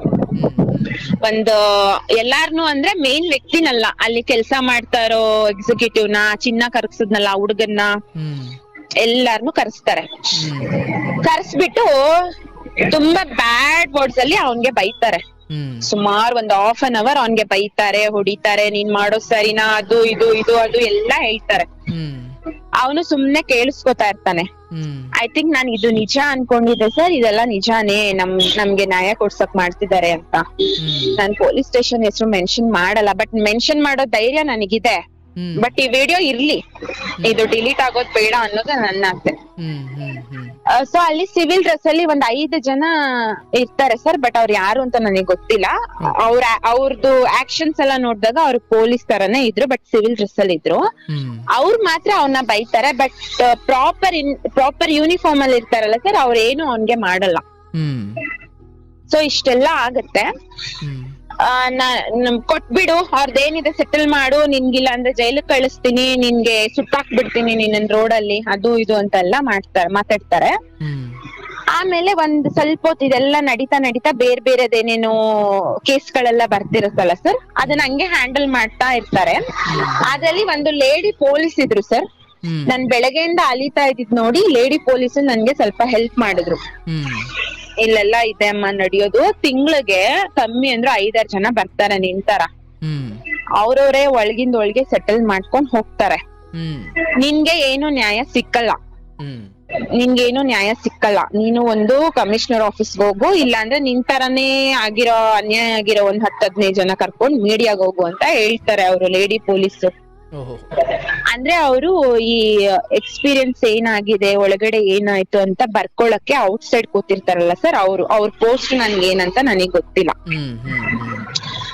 ಸೊ ಇಷ್ಟೆಲ್ಲ ಆದ್ಮೇಲೆ ಓಕೆ ಇದೆಲ್ಲ ಆಯ್ತು. ಆಮೇಲೆ ಆ ಹುಡ್ಗ ಏನ್ ಮಾಡ್ತಾನೆ ಸರ್, ಫೋನ್ ಎಲ್ಲ ಕಿತ್ಕೊಂಡಿರ್ತಾರೆ, ಅವಂದು ಫೋನ್ ಕಿತ್ಕೊಂಡು ಸರ್ ಅವ್ರು ಇಟ್ಕೊಂಡಿರ್ತಾರೆ. ಸೈಲೆಂಟ್ ಆಗಿ ಫೋನ್ ಅವ್ನ್ ಕೊಡ್ತಾರೆ ಸರ್. ಆ ಹುಡ್ಗ ಇದ್ದಾನಲ್ಲ ಚಿನ್ನ ಅಲ್ಲ, ಅವನಿಗೆ ಫೋನ್ ಸೈಲೆಂಟ್ ಆಗಿ ಕೊಡ್ತಾರೆ. ಅಂದ್ರೆ ಇದು ಅವರೇ ಕೊಟ್ರೋ ಇಲ್ಲ ಇಸ್ಕೊಂಡ್ನೋ ಗೊತ್ತಿಲ್ಲ. ಅವ್ನ್ ಫೋನ್ ತಗೊಂಡು ಅವ್ರ ಮ್ಯಾನೇಜರ್ಗೆ, ಅದೇ ನಮ್ಗೆ ಮೋಸ ಮಾಡಿದ್ನಲ್ಲ ಆ ಮ್ಯಾನೇಜರ್ಗೆ ಕಾಲ್ ಮಾಡ್ತಾನೆ. ಅವನು ನಮ್ಮ ಎದುರಿಗೆ ಮಾಡ್ತಾನೆ. ಈ ಅಕ್ಕ ಕೇಳ್ತಾ ಇಲ್ಲ, ಏನಾದ್ರು ಮಾತಾಡ್ತೀರಾ ನೀವು ಅಂತ. ತಗೊಳ್ಳಿ ಅಕ್ಕ ಮಾತಾಡಿ, ನನಗ್ ಕ್ಲಿಯರ್ ಆಗ್ಬೇಕಿತ್ತಲ್ಲ ಸರ್, ನಾನ್ ಮಾತಾಡ್ಲೇಬೇಕಿತ್ತು. ಸೊ ನಾನ್ ಈಸ್ಕೊಂಡ್ ಮಾತಾಡ್ತೀನಿ, ಸರ್ ನೀವ್ ಮಾಡೋದ್ ತಪ್ಪಲ್ವಾ ಸರ್ ಅಂತಾನೆ ಅಷ್ಟೇ ನಾನ್ ಹೇಳಿದ್ದು. ನೀನ್ ಮಾಡೋದ್ ತಪ್ಪಲ್ವಾ ಅಂತ ಹೇಳ್ತೀನಿ. ಅವ್ನ್ ಹೇಳ್ತಾನೆ, ನಿನಗ್ ಒಂದ್ ರೂಪಾಯಿ ಸಿಗಲ್ಲ, ಏನ್ ಮಾಡ್ಕೋತೀಯ ಮಾಡ್ಕೋ, ಹೋಗ್ಗೆಲ್ಲೇ ಅಂತಾನೆ. ಸರಿ ಬಿಡು, ನಾನ್ ಏನ್ ಮಾಡ್ಬೇಕು ಅಂತ ನನಗ್ ಗೊತ್ತು, ನಾನ್ ಇಲ್ಲೇ ಕುತ್ಕೊಳ್ತೀನಿ, ಸ್ಟೇಷನ್ ಅಲ್ಲೇ ಕುತ್ಕೋತೀನಿ, ಇಲ್ಲ ಕಮಿಷನರ್ ಆಫೀಸ್ ಮುಂದೆ ಹೋಗಿ ಕುತ್ಕೋತೀನಿ, ಏನ್ ಮಾಡ್ಬೇಕಂತ ನನಗ್ ಗೊತ್ತು ಅಂತ ನಾನು ಧೈರ್ಯವಾಗಿ ಅವನ್ಗೆ ಸವಾಲೇ ಹಾಕ್ತೀನಿ. ಅದಾಗಿ ಒಂದ್ 10 ನಿಮಿಷಕ್ಕೆ ಸರ್, ಈ ಹುಡ್ಗ ಬಂದಿದ್ದಾನೆ, ಇವನ್ನ ಹಿಡ್ಕೊಂಡು ಏನಾದ್ರು ಸೆಟಲ್ ಮಾಡೋಣ ಅನ್ನೋ ಇದೇ ಇಲ್ಲ ಸರ್ ಪೊಲೀಸ್ ಅವ್ರಿಗೆ. ಇವನು ಪೊಲೀಸ್ ಸ್ಟೇಷನ್ ಎಲ್ಲ ಓಡಾಡ್ತಾ ಇದ್ದಾನೆ ಈ ಹುಡ್ಗ, ಈ 3 ಜನ. ಆಮೇಲೆ ಗೇಟ್ ಇಂದ ಆಚೆಗೆ ನನ್ನನ್ನ ಮೆತ್ತಗ್ ಕರೆದ್ಬಿಟ್ಟು ಅಷ್ಟೆಲ್ಲ ಇಷ್ಟೆಲ್ಲ ಕೊಡ್ತೀನಿ ಅಂತ ಮಾತಾಡ್ದ. ನನಗ್ ಕೊಡೋದಾದ್ರೆ ನಾನು 1 ರೂಪಾಯಿ ಅಲ್ಲ, ನಾನು 8 ಆಣಿನೂ ಬಿಡಲ್ಲ, ಇಲ್ಲಾಂದ್ರೆ ಕೇಸ್ ಹಾಕ್ಬಿಟ್ಟು ನಿನ್ಗೆ ಏನ್ ಮಾಡ್ಬೇಕೋ ನಾನು ಅದನ್ನ ಮಾಡ್ತೀನಿ, ಎಷ್ಟು ಜನಕ್ಕೆ ಇದು ಮೋಸ ಮಾಡಿದೀರಾ ಅಂತ ನಾನು ಸ್ವಲ್ಪ ಎಲ್ಲ ಜೋರಾಗಿ ಮಾತಾಡ್ತೀನಿ. ಅವಾಗ ಸ್ವಲ್ಪ ಅವ್ರು ಸಾಫ್ಟ್ ಆಗಿ ಬರ್ತಾರೆ ಸರ್, ಇರಿ ಅಕ್ಕ ನೋಡೋಣ, ಇರಿ ಅಕ್ಕ ಅನ್ನೋ ತರ ಅವ್ರು ಬರ್ತಾರೆ. ಅದಾದ್ಮೇಲೆ ಸರ್ ಏನಾಯ್ತು ಗೊತ್ತಾ, ನಾನು ಮೇಡಮ್ ನಾನ್ ಹೊರಡ್ತೀನಿ, ಇದು ಕ್ಲಿಯರ್ ಆಗಲ್ಲ, ನಾನ್ ಹೊರಡ್ತೀನಿ ಅಂದಿದ ತಕ್ಷಣ ಅಲ್ಲಿ ಏನ್ ಇರ್ತಾರಲ್ಲ ಸರ್ ಸಬ್ ಇನ್ಸ್ಪೆಕ್ಟರ್ ಫೋನ್ ಇಂದ ಅಲ್ಲಿ ಯಾವ್ದೋ ಚಿಕ್ಕ ಹುಡ್ಗ, ಅವನು ಚಿನ್ನ ಕರೆಸದ್ನಲ್ಲ, ಆ ಚಿಕ್ಕ ಹುಡ್ಗನ್ಗೆ ಕಾಲ್ ಹೋಗುತ್ತೆ. ಅಂದ್ರೆ ಅರ್ಥ ಮಾಡ್ಕೊಳ್ಳಿ, ಅವನ್ ನಂಬರ್ ಅವ್ರ ಹತ್ರ ಇದೆ. ಕಾಲ್ ಮಾಡ್ಬಿಟ್ಟು ಏನಾಯ್ತು ಇವ್ರದ್ದು, ಏನಕ್ಕೆ ಇನ್ನೂ ಸರಿ ಮಾಡಿಲ್ಲ, ಅದೇನಿದೆ ಸರಿ ಮಾಡ್ ಕಳ್ಸು. ಅಂದ್ರೆ ಅವ್ರವ್ರಲ್ಲೇ ಮಾತುಕತೆ ನಡೀತಾ ಇದೆ. ಅರ್ಥ ಅದು ಏನಂತ ದೇವ್ರಿಗೆ ಗೊತ್ತು ಸರ್. ಫೈನಲಿ ಒಂದ್ ಅಮೌಂಟ್ ಹೇಳ್ತಾರೆ, ನಾನು ಅದನ್ನ ಒಪ್ಕೊಳ್ಳಲ್ಲ. ಇದೆಲ್ಲ ನಡಿಬೇಕಾದ್ರೆ ಲಾಸ್ಟ್ 1 ವೀಕ್ ಅಲ್ಲಿ ಇದೇ ತರ 150 ಗ್ರಾಮ್ ಗೋಲ್ಡ್ ಇದೇ ತರ ಇಶ್ಯೂ ಆಗಿ, ಆ ಲೇಡಿ ಬಂದು ಈ ಹಿಟ್ ಬರುತ್ತಲ್ಲ ಸರ್, ಜಿರಳೆ ಔಷಧಿ ಅಂತ ಏನೋ ಹೇಳ್ತಾರಲ್ಲ, ಅದನ್ನ ಕುಡಿತೀನಿ ನಾನು, ಕೊಟ್ಟಿಲ್ಲ ಅಂತ ಅಂದ್ಬಿಟ್ಟು ಆ ಅಮ್ಮ ಅಲ್ಲಿ ಕುಡಿತೀನಿ ಅಂತ ಎದುರಿಸಿದ್ರಂತೆ. ನೀನ್ ಕುಡ್ಕೊಂಡ್ರೆ ಕುಡ್ಕೋ, ನಾವೇನು ಕೊಡಲ್ಲ ಅಂತ ಅನ್ಬಿಟ್ಟು ಆ ಅಮ್ಮ ಕೇಸ್ ಹಾಕಿದಾಳಂತೆ. ಇದೊಂದ್ ವಿಷಯ ಆಚೆ ಬರುತ್ತೆ ಅಲ್ಲಿ, ನನ್ ಮುಂದೆನೆ ಅವ್ರು ಹೇಳ್ತಾರೆ. ಇವೆಲ್ಲ ಪೊಲೀಸ್ ಅವರು ಸರ್ ಇದನ್ನ ನನಗ್ ಹೇಳ್ತಾರೆ, ಈ ತರ ಇಶ್ಯೂ ಆಗಿದ್ಯಮ್ಮ, ಎಷ್ಟ್ ಕೊಡ್ತಾರೋ ಅಷ್ಟ್ ಇಸ್ಕೊಂಡು ನಿನ್ ಪಾಡಿಗೆ ನೀನ್ ಹೋಗು ಅನ್ನೋ ತರ ನನ್ನ ಹತ್ರ ಮಾತಾಡ್ತಾರೆ. ಸರಿ ಓಕೆ, ನಾನು ಇವ್ರಿಗೆ ಮತ್ತೆ ಕನೆಕ್ಟ್ ಆಗ್ತೀನಿ, ಇವ್ರಿಗೆ ಸರ್ಗೆ ವಿಜಯ್ ಟೈಮ್ಸ್ ಇಂದ ನನ್ಗೆ ಕನೆಕ್ಟ್ ಆಗಿದ್ರಲ್ಲ ಅವ್ರಿಗೆ ಕನೆಕ್ಟ್ ಆಗ್ತೀನಿ. ಅವ್ರು ಹೇಳ್ತಾರೆ ನಮ್ಗೆ ಪೂರ್ತಿ ಫಸ್ಟ್ ಇಂದ ನಮಗೆ ರೆಕಾರ್ಡ್ ಆಗಿದೆ, ನಾವೇನಾದ್ರೂ ಮಾಡ್ಬೋದಾಗಿತ್ತು ಮೇಡಮ್, ಬಟ್ ಇದು ನಿಮ್ ಕಡೆ ಥ್ರೂ ಇಂದ ಹೋಗೋದಕ್ಕಾಗಲ್ಲ, ಏನು ಪ್ರೂಫೇ ಇಲ್ಲ ನಮ್ಮ ಹತ್ರ, ವಿಡಿಯೋ ಇಲ್ಲ, ಏನು ಇಲ್ಲ, ನೀವು ಸೇಫ್ ಆಗಿ ಬಂದ್ಬಿಡಿ, ನೋಡೋಣ ಏನ್ ಮಾಡೋದು ಅಂತ ಇವ್ರು ನನ್ಗೆ ಸಜೆಷನ್ ಮಾಡ್ತಾರೆ.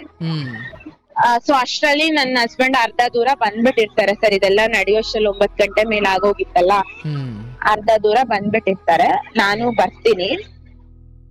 ಸೊ ಇಷ್ಟೆಲ್ಲ ಆಗಿದೆ, ಸ್ಟಿಲ್ ನಮ್ಗೆ ಇನ್ನು ನ್ಯಾಯ ಸಿಕ್ಕಿಲ್ಲ. ಇದು ಯಾವ ಮೀಡಿಯಾನು ತಗೊಳೋದಕ್ ರೆಡಿ ಇಲ್ಲ. ನಾನು ಎಲ್ಲಾ ಮೀಡಿಯಾನು ಅಪ್ರೋಚ್ ಮಾಡ್ದೆ. ನನ್ ಗೋಲ್ಡ್ 916 ಅನ್ನೋದಕ್ಕೆ ನನ್ನ ಹತ್ರ ಸರ್ಟಿಫಿಕೇಟ್ಸ್ ಇದೆ. ಆಮೇಲೆ ಅಲ್ಲಿ ನಮ್ಗೆ ಆಗಿರೋ ಅನ್ಯಾಯಕ್ಕೆ ನನ್ನ ಹತ್ರ ಪ್ರೂಫ್ ಇದೆ, ಕಾಲ್ ರೆಕಾರ್ಡ್ಸ್ ಇದೆ. ಬಟ್ ಸ್ಟಿಲ್ ನಮ್ಗೆ ಯಾವ ತರದ್ ನ್ಯಾಯ ಸಿಕ್ಕಿಲ್ಲ. ಮೀಡಿಯಾ ತಗೋತಾ ಇಲ್ಲ, ಪೊಲೀಸ್ ಅವ್ರು ಹೆಲ್ಪ್ ಮಾಡ್ತಾ ಇಲ್ಲ. ಮತ್ತೆ ಎಷ್ಟೋ ಜನಕ್ಕೆ ಈ ತರ ಅನ್ಯಾಯ ಆಗಿದೆ. ಏನಿದು, ಇದನ್ನ ಹೇಗೆ ಇದರಿಂದ ಆಚೆ ಬರೋದು, ಜನಗಳು ಇದ್ರ ಬಗ್ಗೆ ತಿಳ್ಕೋಬೇಕು ಅನ್ನೋದು ನನ್ಗೊಂದು ಆಸೆ ಸರ್. ಮತ್ತೆ ನಾವಲ್ಲಿ ಇನ್ನೊಂದು ವಿಷಯ ನಾನ್ ಮರ್ತ್ಬಿಟ್ಟೆ, ನಾವಲ್ಲಿ ಚಿನ್ನನ ಕೊಡಕ್ ಹೋಗ್ತೀವಲ್ಲ, ಚಿನ್ನ ಕರಗ್ಸೋ ಮುಂಚೆ ಒಂದ್ ಆಪ್ಷನ್ ಕೊಡ್ತಾರೆ, ನೀವು ಚಿನ್ನನ ಇಲ್ಲೇ ಪ್ಲೆಡ್ಜ್ ಮಾಡಿ ನಿಮ್ಗೆ ಗ್ರಾಮ್ಗೆ 10,000 ಕೊಡ್ತೀನಿ ಅಂತ. ನೀವ್ ಅದಕ್ಕೆ ಒಪ್ಕೊಳ್ಳಿಲ್ಲ ಅಂದ್ರೆ ಚಿನ್ನ ಕರಗಿಸ್ತಾರೆ. ಚಿನ್ನ ಕರಗಿಸಾದ್ಮೇಲೆ ಇನ್ನೊಂದು ಆಪ್ಷನ್ ಕೊಡ್ತಾರೆ ನಿಮ್ಗೆ ಇಷ್ಟ ಇಲ್ಲ ಅಂದ್ರೆ ನಮ್ ದುಡ್ಡು ವಾಪಸ್ ಇವಾಗ್ಲೇ ಕೊಟ್ಬಿಟ್ಟೋಗಿ, ಇಲ್ಲ ಬೆಳಗ್ಗೆ ಕೊಡಿ, ನಮ್ದೇ ರೂಮ್ ಮಾಡ್ತೀವಿ ಅಲ್ಲಿರಿ, 1 ವಾರ ಬಿಟ್ಕೊಂಡ್ ಬನ್ನಿ, ನಿಮ್ ಚಿನ್ನ ಹೆಂಗಿರುತ್ತೋ ನಾವ್ ಹಂಗ್ ಕೊಡ್ತೀವಿ ಅಂತ. ಸೊ ಇದೆರಡು ಆಪ್ಷನ್ ನಾನು ಮರ್ತ್ಬಿಟ್ಟಿದ್ದೆ, ಅದನ್ನ ಆಡ್ ಮಾಡ್ತೀನಿ.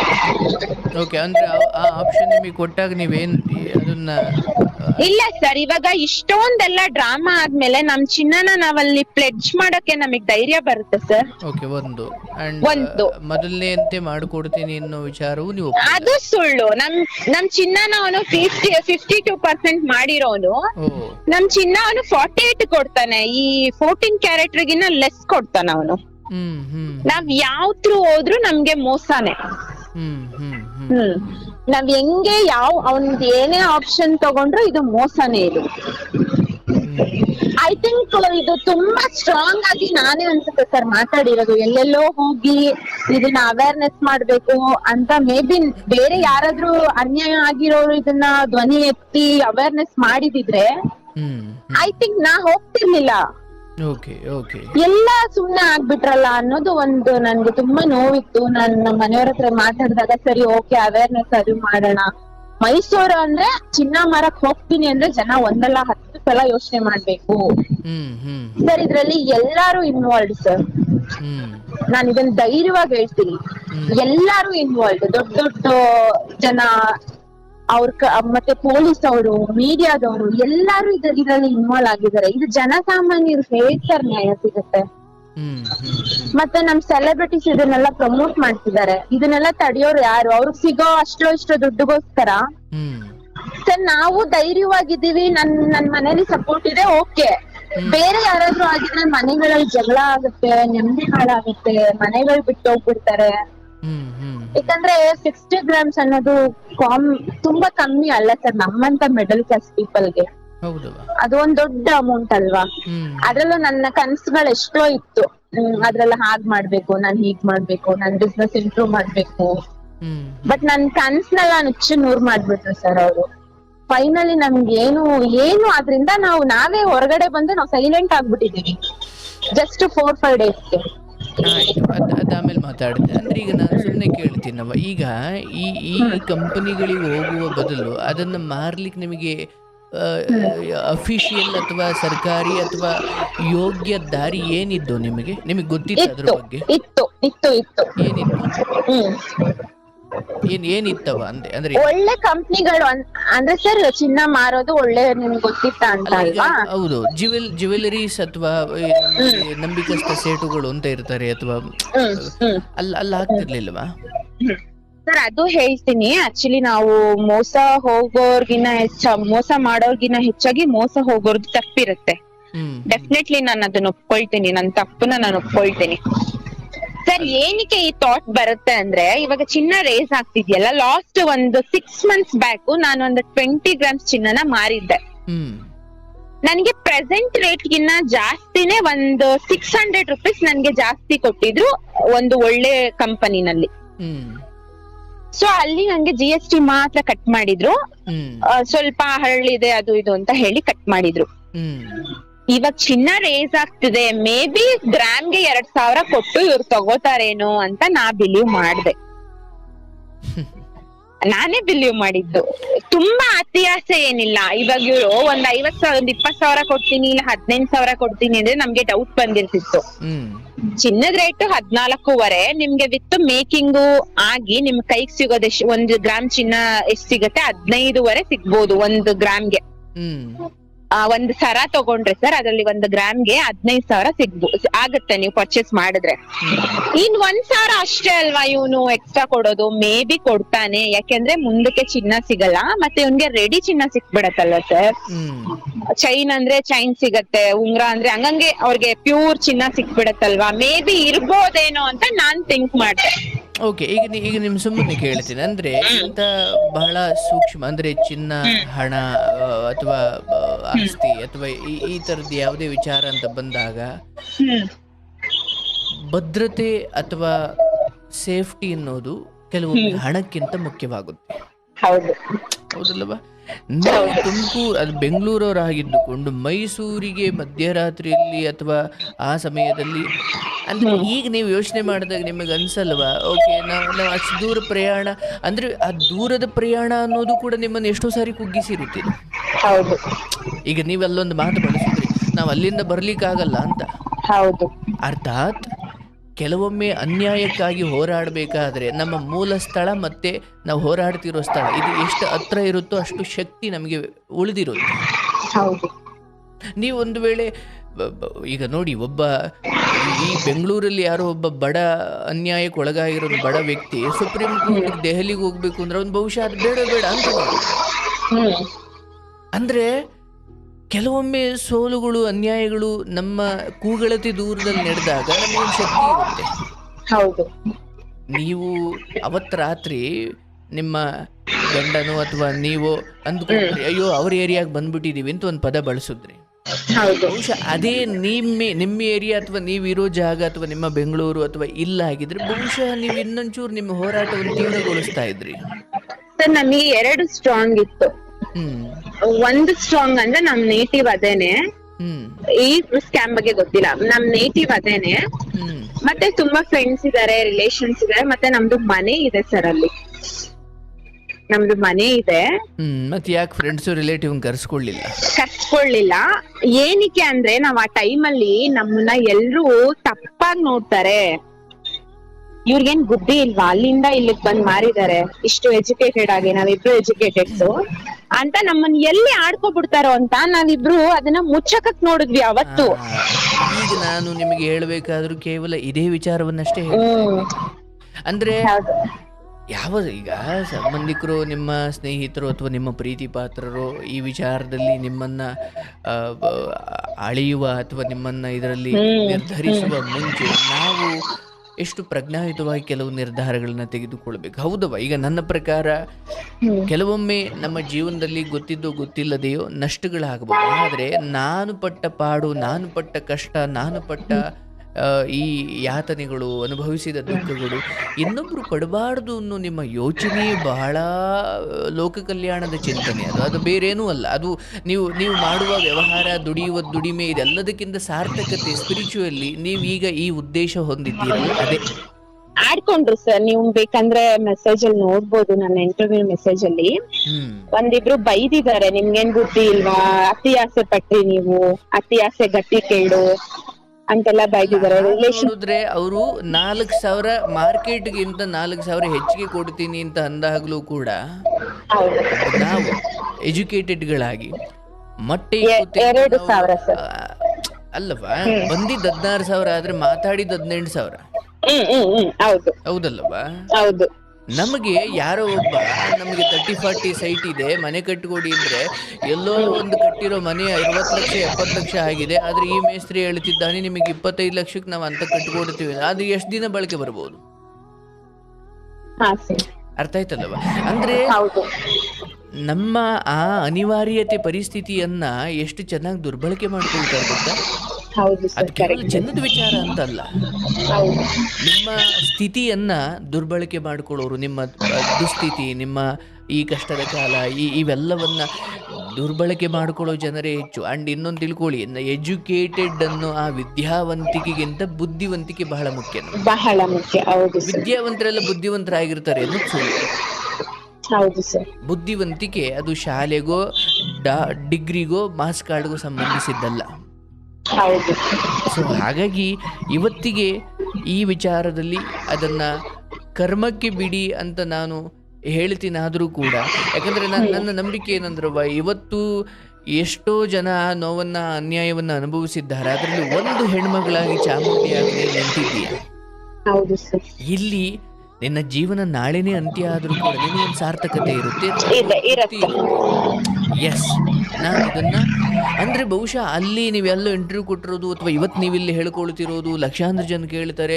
ಫಸ್ಟ್ ಆಫ್ ಆಲ್ ನನ್ನ ನಂಬಿಕೆ ಏನಂದ್ರೆ, ಇನ್ನೊಮ್ಮೆ ಚಿನ್ನದ ವಿಚಾರ ಅಂತ ಬಂದಾಗ ಹೀಗೆ ಚಿನ್ನವನ್ನ ಒಳಿಕೆ ನಮ್ಮ ಪ್ರತ್ಯಕ್ಷತೆ ಇಲ್ಲೇ ನಾವಿಲ್ಲದೆ ಅದನ್ನು ಕರಗಿಸ್ಲಿಕ್ಕೆ ಕೊಡೋದು, ಅಥವಾ ಒಂದು ಮಾರ್ಕೆಟ್ ಪ್ರೈಸ್ಗೂ ಅವ್ರು ಕೊಡೋ ಪ್ರೈಸ್ಗೂ 4-5 ಸಾವಿರ ಇದು ಇಷ್ಟು ಹೆಚ್ಚಿಗೆ ಕೊಡ್ತೀನಿ ಅಂದಾಗಿರ್ಬೋದು, ಅಥವಾ ಬನ್ನಿ ನಮ್ಮ ಜೊತೆ ಅಂದಾಗಿರ್ಬೋದು, ಅಥವಾ ನಿಮ್ಮನ್ನು ಒಳಗಡೆ ಕಳಿಸಿ ಎಲ್ಲೂ ಕ್ಯಾಮ್ರಕ್ಕೆ ಅವ್ರು ಸಿಗದೆ ಓಡಾಡೋದಾಗಿರ್ಬೋದು. ಅಂದರೆ ಈಗ ಇಲ್ಲಿ ಹಂಚಿಕೊಂಡ ಪ್ರತಿಯೊಂದು ಕೂಡ ಕೇಳ್ತಾ ಇರುವವರಿಗೆ ನಾಳೆ ಸಂಕಷ್ಟದ ಕಾಲ ಬಂದಾಗ, ಚಿನ್ನವನ್ನು ಅಡವಿ ಅಥವಾ ಮಾರೋ ವಿಚಾರ ಬಂದಾಗ ಬಹಳ ಹೌದು ಸರ್, ಯೋಚನೆ ಮಾಡ್ತಾರೆ, ಖಂಡಿತ ಮಾಡ್ತಾರೆ. ನೀವು ಎಷ್ಟು ಈ ವಿಚಾರದಲ್ಲಿ ಲೋಕಕ್ಕೆ ಉಪಕಾರ ಮಾಡಿದ್ದೀರಿ ಅಂದ್ರೆ, ಹೌದವ, ವಿಷಕಂಠಳ ಹಾಗೆ ನೀನು ವಿಷ ನುಂಗಿದ್ದೀಯ, ನೀನು ನೋವು ತಿಂತಿದ್ದೀಯ. ಆದರೆ ಇನ್ನೊಬ್ಬರು ಆ ಸ್ಥಿತಿಗೆ ಹೋದಾಗ ಬಹುಶಃ ನಿಮ್ಮಷ್ಟು ಧೈರ್ಯ ಅವ್ರಿಗೆ ಇರ್ಲಿಕ್ಕಿಲ್ಲ.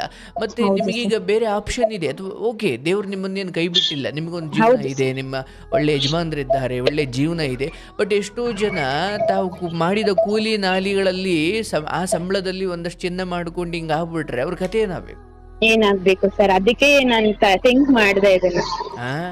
ಹೌದು ಹೌದು ಸರ್, ಖಂಡಿತ. ನೀವೀಗ ಇಂಥ ಮಾರುವ ಸಂದರ್ಭ ಬಂದಾಗ ನಿಮ್ಮ ಜೀವನದ ಈ ಅನುಭವ ಇಟ್ಟುಕೊಂಡು ಮಾರುವ ಯಾರಾದ್ರೂ ಯೋಚನೆ ಬಂದ್ರೆ ಅವ್ರಿಗೆ ಏನ್ ಸಲಹೆ ಕೊಡ್ತೀರಾ ನೀವು? Sir, first of all extra ಕೊಡ್ತೀನಿ ಅನ್ನೋ ಕಡೆ ಹೋಗ್ಲೇಬೇಡಿ. ಎಕ್ಸ್ಟ್ರಾ ಅಂದ್ರೆ ಅಲ್ಲಿ ಮೋಸ.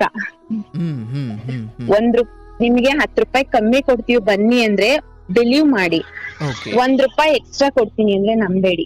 ಮತ್ತೆ ಇನ್ನೊಂದು ಸರ್, ನೀವು ಎಲ್ಲಾದ್ರೂ ಹೋಗ್ಬೇಕಾದ್ರೆ 10 ಜನಕ್ಕೆ ಹೇಳಿ, ನಾವ್ ತಪ್ಪು ಮಾಡಿದ್ವಿ ಸರ್, ಅದನ್ನ ಯಾಕೆ ತಪ್ಪು ಮಾಡಿದ್ವಿ ಅಂತಾನು ಹೇಳ್ತೀನಿ.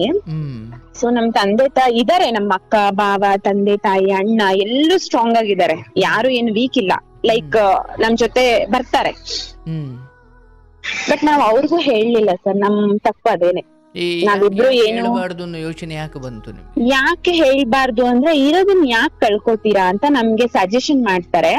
ನಮ್ ದಾರಿ ಎಲ್ಲಿ ಅಡ್ಡ ಆಗ್ಬಿಡ್ತಾರೋ ಅನ್ನೋ ಒಂದು ಕಾರಣ. ಏನೋ ಸಾಧಿಸ್ಬಿಡ್ತೀವಿ, ನಾನು ನನ್ ಗಂಡ ಏನೋ ನಾವ್ ಆಡ್ಬಿಡ್ತೀನಿ ಅನ್ನೋ ಒಂದು ಅದನ್ನ ಹೆಂಗ್ ಹೇಳ್ಬೇಕು ಸರ್, ಮೂರ್ಖತನ ಅನ್ಸುತ್ತೆ. ನಿಮ್ಮ ಉದ್ದೇಶ ಬಹಳ ಏನೋ ಒಂದು ಜಾಬ್ ಮಾಡಿ ಅಥವಾ ಏನೋ ಸ್ವಂತ ಮಾಡಿ 4 ಜನ ಕೆಲಸ ಕೊಡುವಷ್ಟು ಬೆಳಿಬೇಕು, ಅಥವಾ ಇನ್ನೂ ಏನೋ ನಮ್ಮ ಉದ್ಯಮವನ್ನು ವಿಸ್ತಾರ ಮಾಡಬೇಕು ಅನ್ನೋ ಯೋಚನೆ ಇತ್ತಾದ್ರೂ ಕೂಡ ಲೋಕದಲ್ಲಿ ಅಂದ್ರೆ ಆ ಕನಸುಗಳಿಗೆ ಯಾರನ್ನ ಕಲ್ಲಾಕ್ಬಿಡ್ತಾರೇನೋ ಅನ್ನೋ ಒಂದೇ ಒಂದು ಕಾರಣಕ್ಕೋಸ್ಕರ ನಾನು ಇದನ್ನ ಯಾರಿಗೂ ಹೇಳಿಲ್ಲ. ಒಂದು ಬದುಕನ್ನ ತಿಳಿದಿರ್ತಕ್ಕಂಥ ಅಥವಾ ಈ ಹಿರಿಯರ ಸಮ್ಮುಖದಲ್ಲಿ ಕೆಲವು ವಿಚಾರಗಳು ನಡಿಬೇಕು.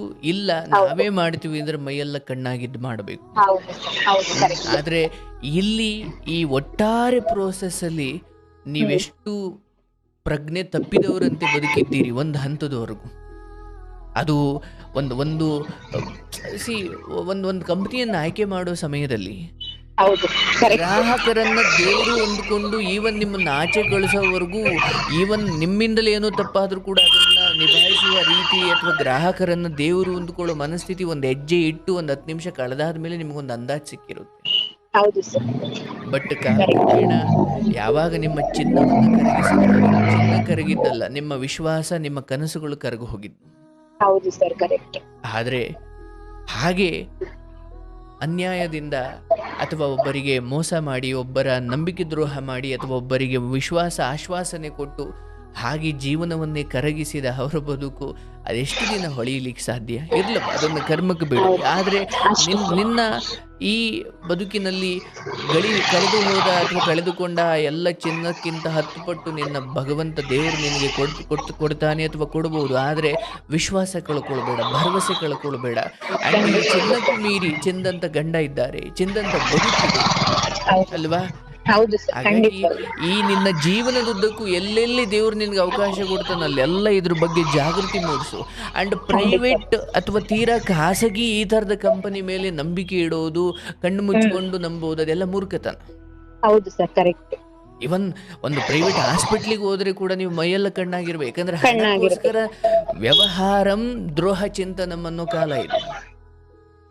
ವ್ಯವಹಾರಗಳಿರೋದೇ ದ್ರೋಹ ಮಾಡ್ಲಿಕ್ಕೆ ಅನ್ನೋ ಕಾಲ.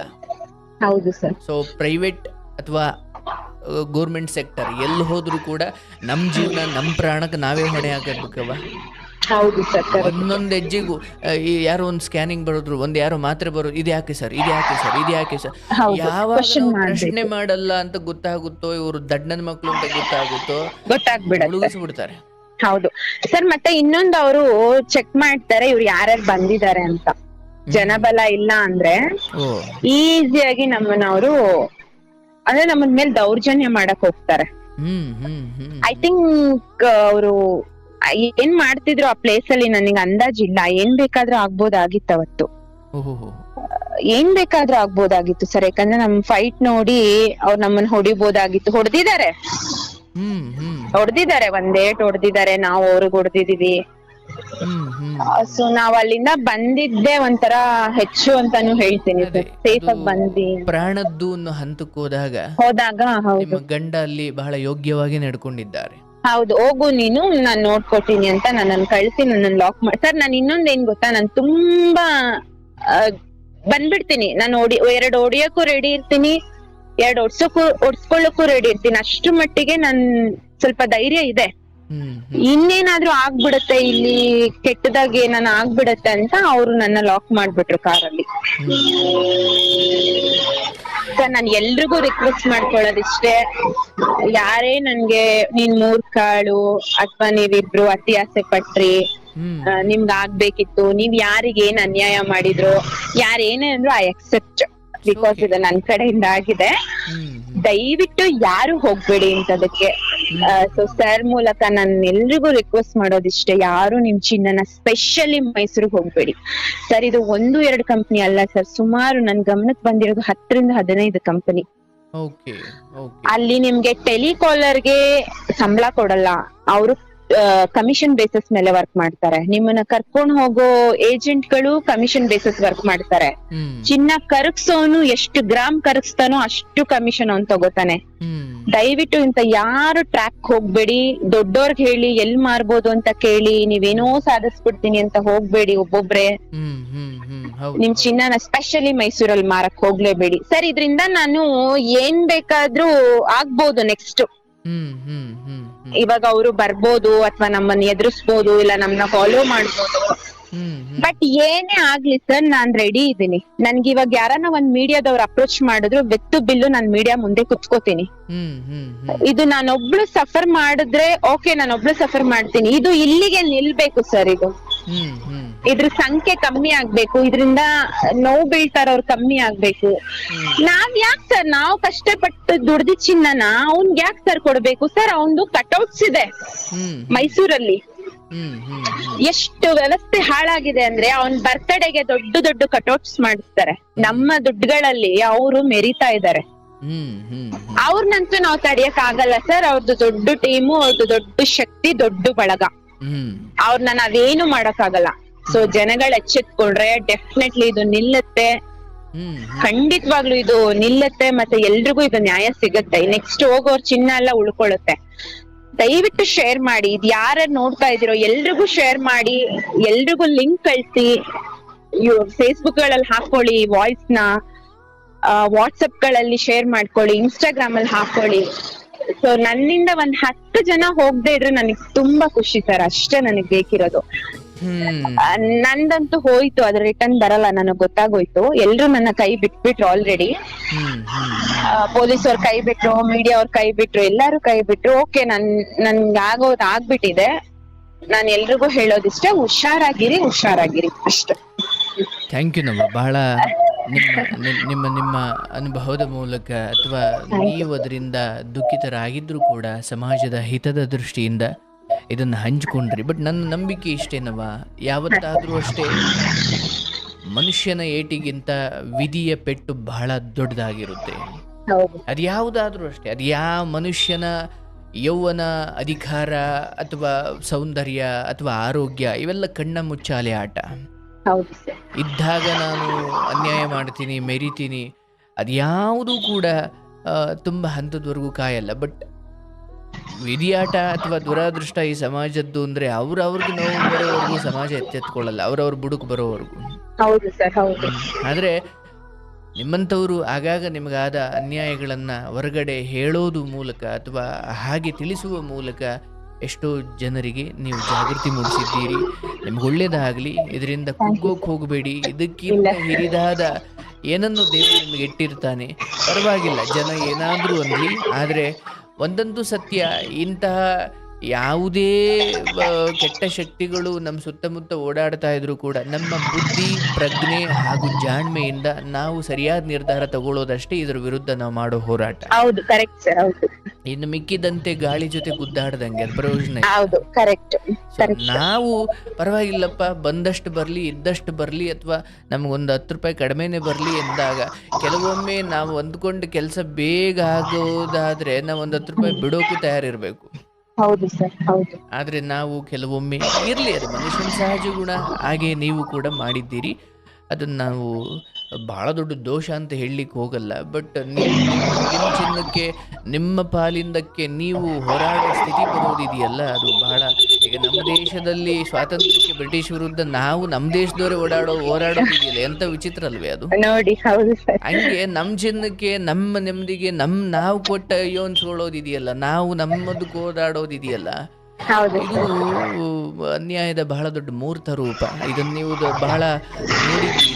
ಬಟ್ ಎನಿವೇ, ದೇವರು ನಿಮಗೆ ಇನ್ನಷ್ಟು ಶಕ್ತಿ ಕೊಡ್ಲಿ. ಇದೆಲ್ಲದರಿಂದ ಹೊರಗಡೆ ಬರುವಷ್ಟು ಭಗವಂತ ನಿಮಗೆ, ನಿಮ್ಮಿಬ್ಬರಿಗೂ ದಂಪತಿಗಳಿಗೆ ಒಳ್ಳೇದು ಮಾಡ್ಲಿ. ಎನಿವೇ, ಇದರಿಂದ ತುಂಬಾ ದ್ವೇಷ ಕಟ್ಕೊಳ್ಳೋಕೆ ಹೋಗ್ಬೇಡಲ್ಲ ಜೀವನ. ಇಲ್ಲ ಸರ್, ನಾನು ನ್ಯೂಸ್ ಆಗ್ಬಿಟ್ಟೆ, ನಾನು ಸೈಲೆಂಟ್ ಆಗ್ಬಿಟ್ಟಿದ್ದೀನಿ. ಬಟ್ ನಾನು ಸೈಲೆಂಟ್ ಆದ್ರೂ ಇದು ಜಾಗೃತಿ ಆಗ್ಬೇಕು ಅನ್ನೋದು ಒಂದೇ ಆಸೆ ಸರ್. ನಾನು ಒಂದು 3 ಜನಕ್ಕೆ ಥ್ಯಾಂಕ್ಸ್ ಹೇಳ್ಬೇಕು. ನನ್ಗೆ ಬೇಗ ರೆಸ್ಪಾನ್ಸ್ ಮಾಡಿದ್ದು ಕಲಾ ಮಾಧ್ಯಮದವ್ರಿಗೆ ಮತ್ತೆ ವಿಜಯ ಟೈಮ್ಸ್ ಅವ್ರಿಗೆ. ಅಂದ್ರೆ ಯಾರೋ ಒಬ್ರು ಗೊತ್ತಿಲ್ಲ, ಸುಮ್ನೆ ಕಾಲ್ ಮಾಡ್ದೆ ಪಿಕ್ ಮಾಡಿ ರೆಸ್ಪಾಂಡ್ ಮಾಡಿದ್ದಾರೆ. ಮತ್ತೆ ಸ್ಪೆಷಲಿ ನಿಮ್ಗೆ, ಸ್ಪೆಷಲಿ ಸೋನು ಸರ್ಗೆ ಥ್ಯಾಂಕ್ಸ್ ಹೇಳ್ತೀನಿ. ಸೊ ಎಲ್ಲೋ ಈಗ ಒಂದ್ ಸ್ವಲ್ಪ ನಾನು ಅದರಿಂದ ಆಚೆ ಬರ್ತಾ ಇದ್ದೀನಿ ಸರ್. ನನ್ ದುಃಖ ಕೇಳೋರ್ ಇರ್ಲಿಲ್ಲ. ಇಲ್ಲ, ಇದು ಒಟ್ಟಾರೆ ಸಮಾಜದ ಬಹಳ ದೊಡ್ಡ ದುಃಖ, ಆದ್ರೆ ವ್ಯಕ್ತವಾಗದ ದುಃಖ. ಹೌದು. ಸೊ ನಿಮ್ಮಂತವ್ರು ಆಗಾಗ ವ್ಯಕ್ತಪಡಿಸೋದಿದೆಯಲ್ಲವಾ, ಹಾಗೆ ಒಂದು ರಾಮಾಯಣ, ಒಂದು ಮಹಾಭಾರತ, ಅದು ಪ್ರತಿ ಮನೆಯ ಕತೆ ಇಲ್ಲದೆ ಇರ್ಬೋದು, ಆದ್ರೆ ಯಾವುದೋ ಒಂದು ಮನೆತನದ ಕತೆ ಅದು ಜಗತ್ತಿಗೆ ಪಾಠ. ಹಾಗೆ ನಿಮ್ಮದೊಬ್ಬರದ ಕತೆ ಅನೇಕ ಮನಸ್ಸುಗಳಿಗೆ ಅದು ಬಹಳ ಡೆಪ್ತ್ ಆಗಿ ರೀಚ್ ಆಗುತ್ತೆ. ಯಾಕಂದ್ರೆ ನಮ್ಮಲ್ಲಿ ಪುನೀತ್ ರಾಜ್ಕುಮಾರ್ ಒಂದು ಯಾಡು ಕೊಡೋರು, ಮನೆಯಲ್ಲಿ ಇದ್ದರೆ ಚಿನ್ನ ಚಿಂತೆ ಕೇಡುಗಾಲ, ಸಂಕಷ್ಟದ ಕಾಲ, ಆಪತ್ತು ಕಾಲ ಅಂತ ಬಂದಾಗ ನಮ್ಮ ಭಾರತೀಯ ಸಂಸ್ಕೃತಿಯಲ್ಲಿ ಚಿನ್ನ ಅಥವಾ ಜಾಗ ಅಂದ್ರೆ ಭೂಮಿ ಮೇಲೆ ಚಿನ್ನದ ಮೇಲೆ ಹಾಕಿದಾಗ ಏನಷ್ಟೇ ಇಲ್ಲ. ಅದರಲ್ಲೂ ಚಿನ್ನದ ಮೇಲೆ ನಮ್ಮ ಭಾರತೀಯರು ಇನ್ವೆಸ್ಟ್ ಮಾಡೋದು, ಅದನ್ನೇ ಕಷ್ಟ ಕಾಲದಲ್ಲಿ ಬಳಸ್ಕೊಳ್ಳೋದು. ಹಾಗೆ ಕಷ್ಟ ಕಾಲಕ್ಕೆ ಅಂತ ಕೂಡಿಟ್ಟ ಚಿನ್ನ ಈ ರೀತಿ ಕಣ್ಣ ಮುಂದೆ ಅನ್ಯಾಯ ಆದಾಗ ಅದು ಬಹಳ ದುಃಖದ ಸಂಗತಿ. ಸೊ ಅದನ್ನ ದುಡಿಯೋದು ಎಷ್ಟು ಮುಖ್ಯವೋ ಅದನ್ನ ಕಾಪಾಡ್ಕೊಳ್ಳೋದು ಅಷ್ಟೇ ಮುಖ್ಯ ಅಲ್ವೇ? ಸೊ ಈ ರೀತಿಯ ಜನರಿಂದ ಅದು ಮೋಸ ಹೋಗ್ತಾರೆ ಅಂದಾಗ ಅದು ಬಹುಶಃ ಅವ್ರಿಗೆ ಮೊದಲನೇ ಬಾರಿ ಆಗಿರ್ಬೋದು. ಬಟ್ ನಿಮ್ಮಂತ ಅದನ್ನು ಹೇಳಿದಾಗ, ಓ ನಾನು ಈ ತರ ಕೇಳಿದ್ದೆ, ಹಾ ಎಲ್ಲೋ ಒಂದ್ ಕಷ್ಟ ಕಡೆ ಅದು ಬಂದಿದೆ ಈಗ. ನೆನ್ಪಾಗತ್ತೆ. ಹೌದು ಹೌದು ಸರ್. ನಮಗೀಗ ಮಾರೋ ಸ್ಥಿತಿ ಬಂದಿದೆ. ಬಟ್ ನಾವೀಗ ಆತರ ಬೀಳೋದು ಬೇಡ, ಹಾ ಅಥವಾ ಸುಮ್ನೆ ಪರವಾಗಿಲ್ಲ ನೋಡೋಣ, ಯೋಚನೆ ಮಾಡೋಣ ಅಂತ ಒಂದ್ ಥಾಟ್ ಹೌದು ಹೌದು ಬರುತ್ತೆ. ಹೌದು ಹೌದು. ಏನು ಅದ್ರಲ್ಲೂ ಈ ಇನ್ಸಿಡೆಂಟ್ ಆಗೋದ್ರೆ ಸರ್, ಯಾರಾನ ಬಂದು ಕರ್ಕೊಂಡ್ ನಮ್ನ ಹೋಗ್ತಾರೆ ಅಂದ್ರೆ ಯಾರು ಹೋಗೋದೇ ಇಲ್ಲ, ಭಯ ಬೀಳ್ತಾರೆ, ಖಂಡಿತ ಖಂಡಿತ. ಆಗ ನೆನ್ಸ್ಕೊಳ್ತಾರೆ. ಮೋಸಗಾರರಿಗೆ ಮೋಸ ಹೋಗೋರು ಕಡಿಮೆ ಆಗ್ತಿದ್ದಾರೆ ಅಂತ ಗೊತ್ತಾದಾಗ ಡೆಫಿನೆಟ್ಲಿ ಅವರು ಧರ್ಮಕ್ಕೆ ಬಂದು ನಿಲ್ತಾರೆ. ಸರ್, ನಾನ್ ಕೊಡೋ ಸವಾಲ್ ಅವ್ರಿಗಿದ್ದೇನೆ ಸರ್, ನಾನ್ ಸಾಯೋವರೆಗೂ ನಾನು ಇದನ್ ಮಾಡೇ ಮಾಡ್ತೀನಿ. ಅವ್ರು ನನ್ಗೇನಾದ್ರೂ ಮಾಡ್ಲಿ ಪರವಾಗಿಲ್ಲ, ಬಟ್ ನನ್ಗೆ ಈ ದುಃಖ ಕಮ್ಮಿ ಆಗೋವರೆಗೂ ಡೆಫಿನೆಟ್ಲಿ ನಾನು ಇದ್ರ ಬಗ್ಗೆ ಅವೇರ್ನೆಸ್ ಮಾಡ್ತೀನಿ, ಇದನ್ನ ಬಿಡೋಲ್ಲ. ಇನ್ನೊಂದು ಸರ್, ನನ್ನ ಹಸ್ಬೆಂಡ್ಗೆ ಸಾರಿ ಕೇಳ್ತೀನಿ. ಅವ್ರು ತುಂಬಾ ನೋವು ಪಡ್ತಿದ್ದಾರೆ ಮನ್ಸಲ್ಲೇ, ಬಟ್ ತೋರ್ಸ್ಕೊತಿಲ್ಲ ಅವರು. I am really sorry. ನನ್ನ ಹಸ್ಬೆಂಡ್ಗೆ ಸಾರಿ ಕೇಳ್ತೀನಿ, ನನ್ನ ಫ್ಯಾಮಿಲಿ ಸಪೋರ್ಟ್ಗೆ ನಾನು ಥ್ಯಾಂಕ್ಸ್ ಹೇಳ್ತೀನಿ. ನಾನು ಏನೇ ದುಡಿದ್ರು ನನ್ ಗಂಡನ್ಗೆ ಇನ್ಮೇಲೆ ಕೊಟ್ಟು ಅದನ್ನ ಏನಂತಾರೆ ವಾಪಸ್ ಕೊಡ್ತೀನಿ ಸರ್, ಅಷ್ಟೇ. ಬಟ್ ವಿಚಾರಗಳು ನಡೆದಾಗ, ಮನಸ್ಸು ಕುಗ್ಗದಾಗ ಸ್ವಲ್ಪ ರಿಕವರ್ ಆಗ್ಲಿಕ್ಕೆ ಸಮಯ ಬೇಕಾಗಬಹುದು. ಹೌದು ಏನೇ ಬೇಸರ ಮಾಡ್ಕೊಂಡು ಇವನ್ ಒಂದು ಮಾತು ಅಂದ್ರೂ ಕೂಡ ಅಡ್ಜಸ್ಟ್ ಮಾಡ್ಕೊ. Sir, okay, sure sir, thank you. ಒಳ್ಳೇದಾಗ್ಲಿ ತಾಯಿ, ಶುಭವಾಗ್ಲಿ. ಥ್ಯಾಂಕ್ ಯು ಸರ್, ನಿಮ್ಗೂ ಒಳ್ಳೇದಾಗ್ಲಿ. Thank you so much respond ಮಾಡಿದ್ದಕ್ಕೆ. ಒಳ್ಳೇದಾಗ್ಲಿ ತಾಯಿ. ನೋಡಿ ಹೆಂಗಿದೆ ಕತೆ.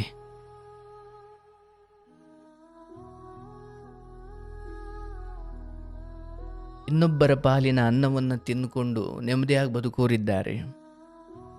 ನಾವು ಕಷ್ಟಪಟ್ಟು ನಮ್ಮ ಪಾಲಿನದ್ದನ್ನು ಉಳಿಸ್ಕೊಳ್ಳೋಕಾಗದೇ ಇರೋ ಸ್ಥಿತಿ ಬರೋದಿದೆಯಲ್ಲ, ಅದು ದುಸ್ಥಿತಿ. ಅದಾಗಬಾರ್ದು. ನಾನು ಮೋಸ ಮಾಡೋರ ಬಗ್ಗೆ ಹೆಚ್ಚು ಮಾತಾಡ್ಲಿಕ್ಕೆ ಹೋಗಲ್ಲ. ನನ್ನ ಅಂತರಂಗವನ್ನು ನಾನು ಕಲ್ಮಶ ಮಾಡಿಕೊಳ್ಳಲ್ಲ. ಆದರೆ ನಾನೇನು ಹೇಳ್ತೀನಿ ಅದು ಕೇವಲ ಚಿನ್ನದ ವಿಚಾರ ಅಂತ ಅಲ್ಲ. ನಾನು ಇತ್ತೀಚೆಗೆ ಒಂದು ಕೌನ್ಸ್ಲಿಂಗಲ್ಲಿ ಯಾರೋ ಒಬ್ಬ ಹುಡುಗ ಬಂದಿದ್ದ. ಸರ್, ಬಹುಶಃ ನಮಗಿಂತ ಹಿರಿಯರೇ, 33-34 ವಯಸ್ಸಾಗಿದೆ. ಮದುವೆ ಆಗಿಲ್ಲ, ಜನ ಆಡ್ಕೊಳ್ತಾರೆ. ನಾನು ಮದುವೆ ಆಗಬೇಕು ಅಂದ್ಕೊಂಡು ಯಾರೋ ಬ್ರೋಕರ್ ಹೇಳ್ದ ಅಂದ್ಕೊಂಡು ಆ ಥರ ಬಿದ್ದು ಮದುವೆ ಆಗಿ ಆಮೇಲೆ ನೋಡಿದ್ರೆ ಆಕೆ 2 ಮಕ್ಕಳು ತಾಯಿ.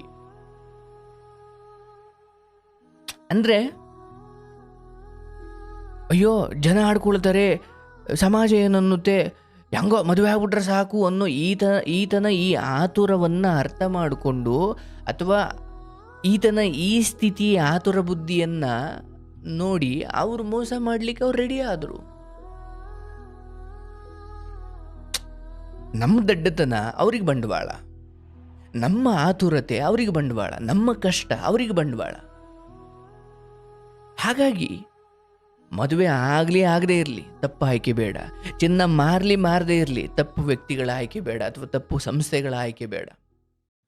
ದಯವಿಟ್ಟು ನನಗೆ ನಿಮ್ಮ ಸುತ್ತಮುತ್ತನೇ ಸೇಟು ಅಂಗಡಿಗಳಿರ್ತವೆ, ಜ್ಯುವೆಲ್ರಿ ಶಾಪ್ಗಳಿರ್ತವೆ, ಕೂಗಳತೆ ದೂರದಲ್ಲೇ ಇರ್ತವೆ. ಹೋಗಿ ನಿಮ್ಮ ಸುತ್ತಮುತ್ತ ಇರೋರ ಜೊತೆ ವ್ಯವಹಾರ ಮಾಡಿ. ತುಂಬ ದೊಡ್ಡ ಕಂಪ್ನಿಗಳು ಅಡ್ವರ್ಟೈಸ್ ಕೊಡ್ತಾರೆ, ತುಂಬ ಅಯ್ಯೋ ಯಾವುದ್ಯಾವುದೋ ನಟಿಯರೆಲ್ಲ ಅದ್ರ ಬಗ್ಗೆ ಮಾತಾಡ್ತಾರೆ. ನೋಡಿ, ನಾನು ಹೇಳೋದು, ನಾನು ಒಬ್ಬ ಮೀಡಿಯಾದಲ್ಲಿ ಇದ್ದು ಬಂದಿರೋನಾಗಿ ಹೇಳ್ತೀನಿ, ಬಣ್ಣದ ಬದುಕನ್ನು ನಂಬೇಡಿ. ಸೋಷಿಯಲ್ ಮೀಡಿಯಾದಲ್ಲಿ ಬರೋದೆಲ್ಲ ಸತ್ಯ ಅಲ್ಲ. ಅಥವಾ ಯಾರೊಬ್ಬ ನಟಿ ಬಂದ್ಲು, ಯಾರೊಬ್ಬ ಹೀರೋ ಬಂದ, ಅಡ್ವರ್ಟೈಸ್ ಕೊಟ್ಬಿಟ್ರು, ಓ ಈ ಸಂಸ್ಥೆ ಹಿಂಗೆ, ಈ ಸಂಸ್ಥೆ ಹಿಂಗೆ, ಈ ಕಂಪ್ನಿ ಹಿಂಗೆ, ಓ ಈ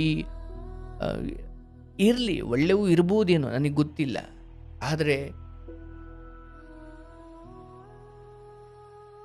ತಾಕತ್ತಿರ್ಬೇಕು, ಶಕ್ತಿ ಇರಬೇಕು, ಇಲ್ಲಾಂದ್ರೆ ಹೋರಾಡ್ಲಿಕ್ಕಾಗಲ್ಲ. ಕಷ್ಟಪಟ್ಟು, ಜೀವನದುದ್ದಕ್ಕೂ ಕಷ್ಟಪಟ್ಟು ಶ್ರಮಪಟ್ಟು ಒಂದಷ್ಟು ಚಿನ್ನ ಅಥವಾ ಒಂದಷ್ಟು ಉಳಿತಾಯ ಮಾಡ್ಕೊಂಡಿರ್ತೀರ. ತಪ್ಪು ಆಯ್ಕೆಗಳು ಮಾಡಬೇಡಿ. ನಿಮ್ಮ ಸುತ್ತಮುತ್ತ ಬ್ಯಾಂಕ್ಗಳಲ್ಲಿ ಅಡ ಇಡೋದು, ಸೇಟುಗಳಿಗೆ ಮಾರೋದು ಏನೋ ಮಾಡಿ, ಬಟ್ ಯಾವುದೇ ಕಾರಣಕ್ಕೂ ನಿಮ್ಮ ಚಿನ್ನ ಅವ್ರ ಕೈ ಕೊಟ್ಬಿಟ್ಟು ಅವನಿಗೆ ಚಿನ್ನ, ಅವನು ನಿಮಗೆ ಹೆಂಗೆ ದುಡ್ಡು ಬೇಕು ಅವನಿಗೂ ಚಿನ್ನ ಬೇಕು. ನೀವು ಗ್ರಾಹಕರಾಗಿ ಮೊದಲು ದುಡ್ಡು ಕೈಗೆ ಬರೋವರೆಗೂ ಚಿನ್ನ ಕೊಡಬೇಡಿ. ಕೆಲವೊಂದು ಬಹಳ ನೋವನ್ಸುತ್ತೆ. ಎಷ್ಟೋ ಬಡವ್ರ ಮನೆ ಹೆಣ್ಮಕ್ಳು ಕಷ್ಟಪಟ್ಟು ಸಾಲ ಅಥವಾ ತುಂಬ ಕೂಲಿ ನಾಲಿ ಮಾಡಿ ಗಾರ್ಮೆಂಟ್ಸ್ಗೆ ಹೋಗಿ ಅಲ್ಲಿ ಹೋಗಿ ಚೆನ್ನಾಗಿ ಕೂಡಿಟ್ಟಿರ್ತಾರೆ. ಹಂಗಾದಾಗ ಏನಾಗ್ಬಿಡುತ್ತೆ, ಜೀವನದ ಮೇಲೆ ನಂಬಿಕೆನೇ ಕಳ್ಕೊಂಡ್ಬಿಡ್ತಾರೆ. ಎಷ್ಟೋ ಆತ್ಮಹತ್ಯೆಗಳಾಗ್ಬಿಡ್ತವೆ. ದಯವಿಟ್ಟು ತಪ್ಪು ಆಯ್ಕೆಗಳು ಮಾಡಬೇಡಿ. ಕಷ್ಟಗಳು ಬರ್ತಾವೆ. ಆ ಕಷ್ಟಗಳು ಬಂದಾಗ ಬುದ್ಧಿ ಕೆಡ್ದಂಗೆ ನೋಡ್ಕೊಳ್ಳಿ. ಎಲ್ಲದಕ್ಕೂ ಒಂದು ಕಾಲ ಇದೆ, ಕರ್ಮ ಇದೆ. ಪ್ರತಿಯೊಂದಕ್ಕೂ ಉತ್ತರ ಇದ್ದೇ ಇದೆ. ಸ್ವಲ್ಪ ತಡವಾಗಬಹುದು. ಒಳ್ಳೆಯದಾಗ್ಲವ್ವ. ಸಮಾಜಕ್ಕೆ ಜಾಗೃತಿ ಮೂಡಿಸಿದ್ದೀರಿ. ನಿಮಗೆ ಶುಭವಾಗಲಿ.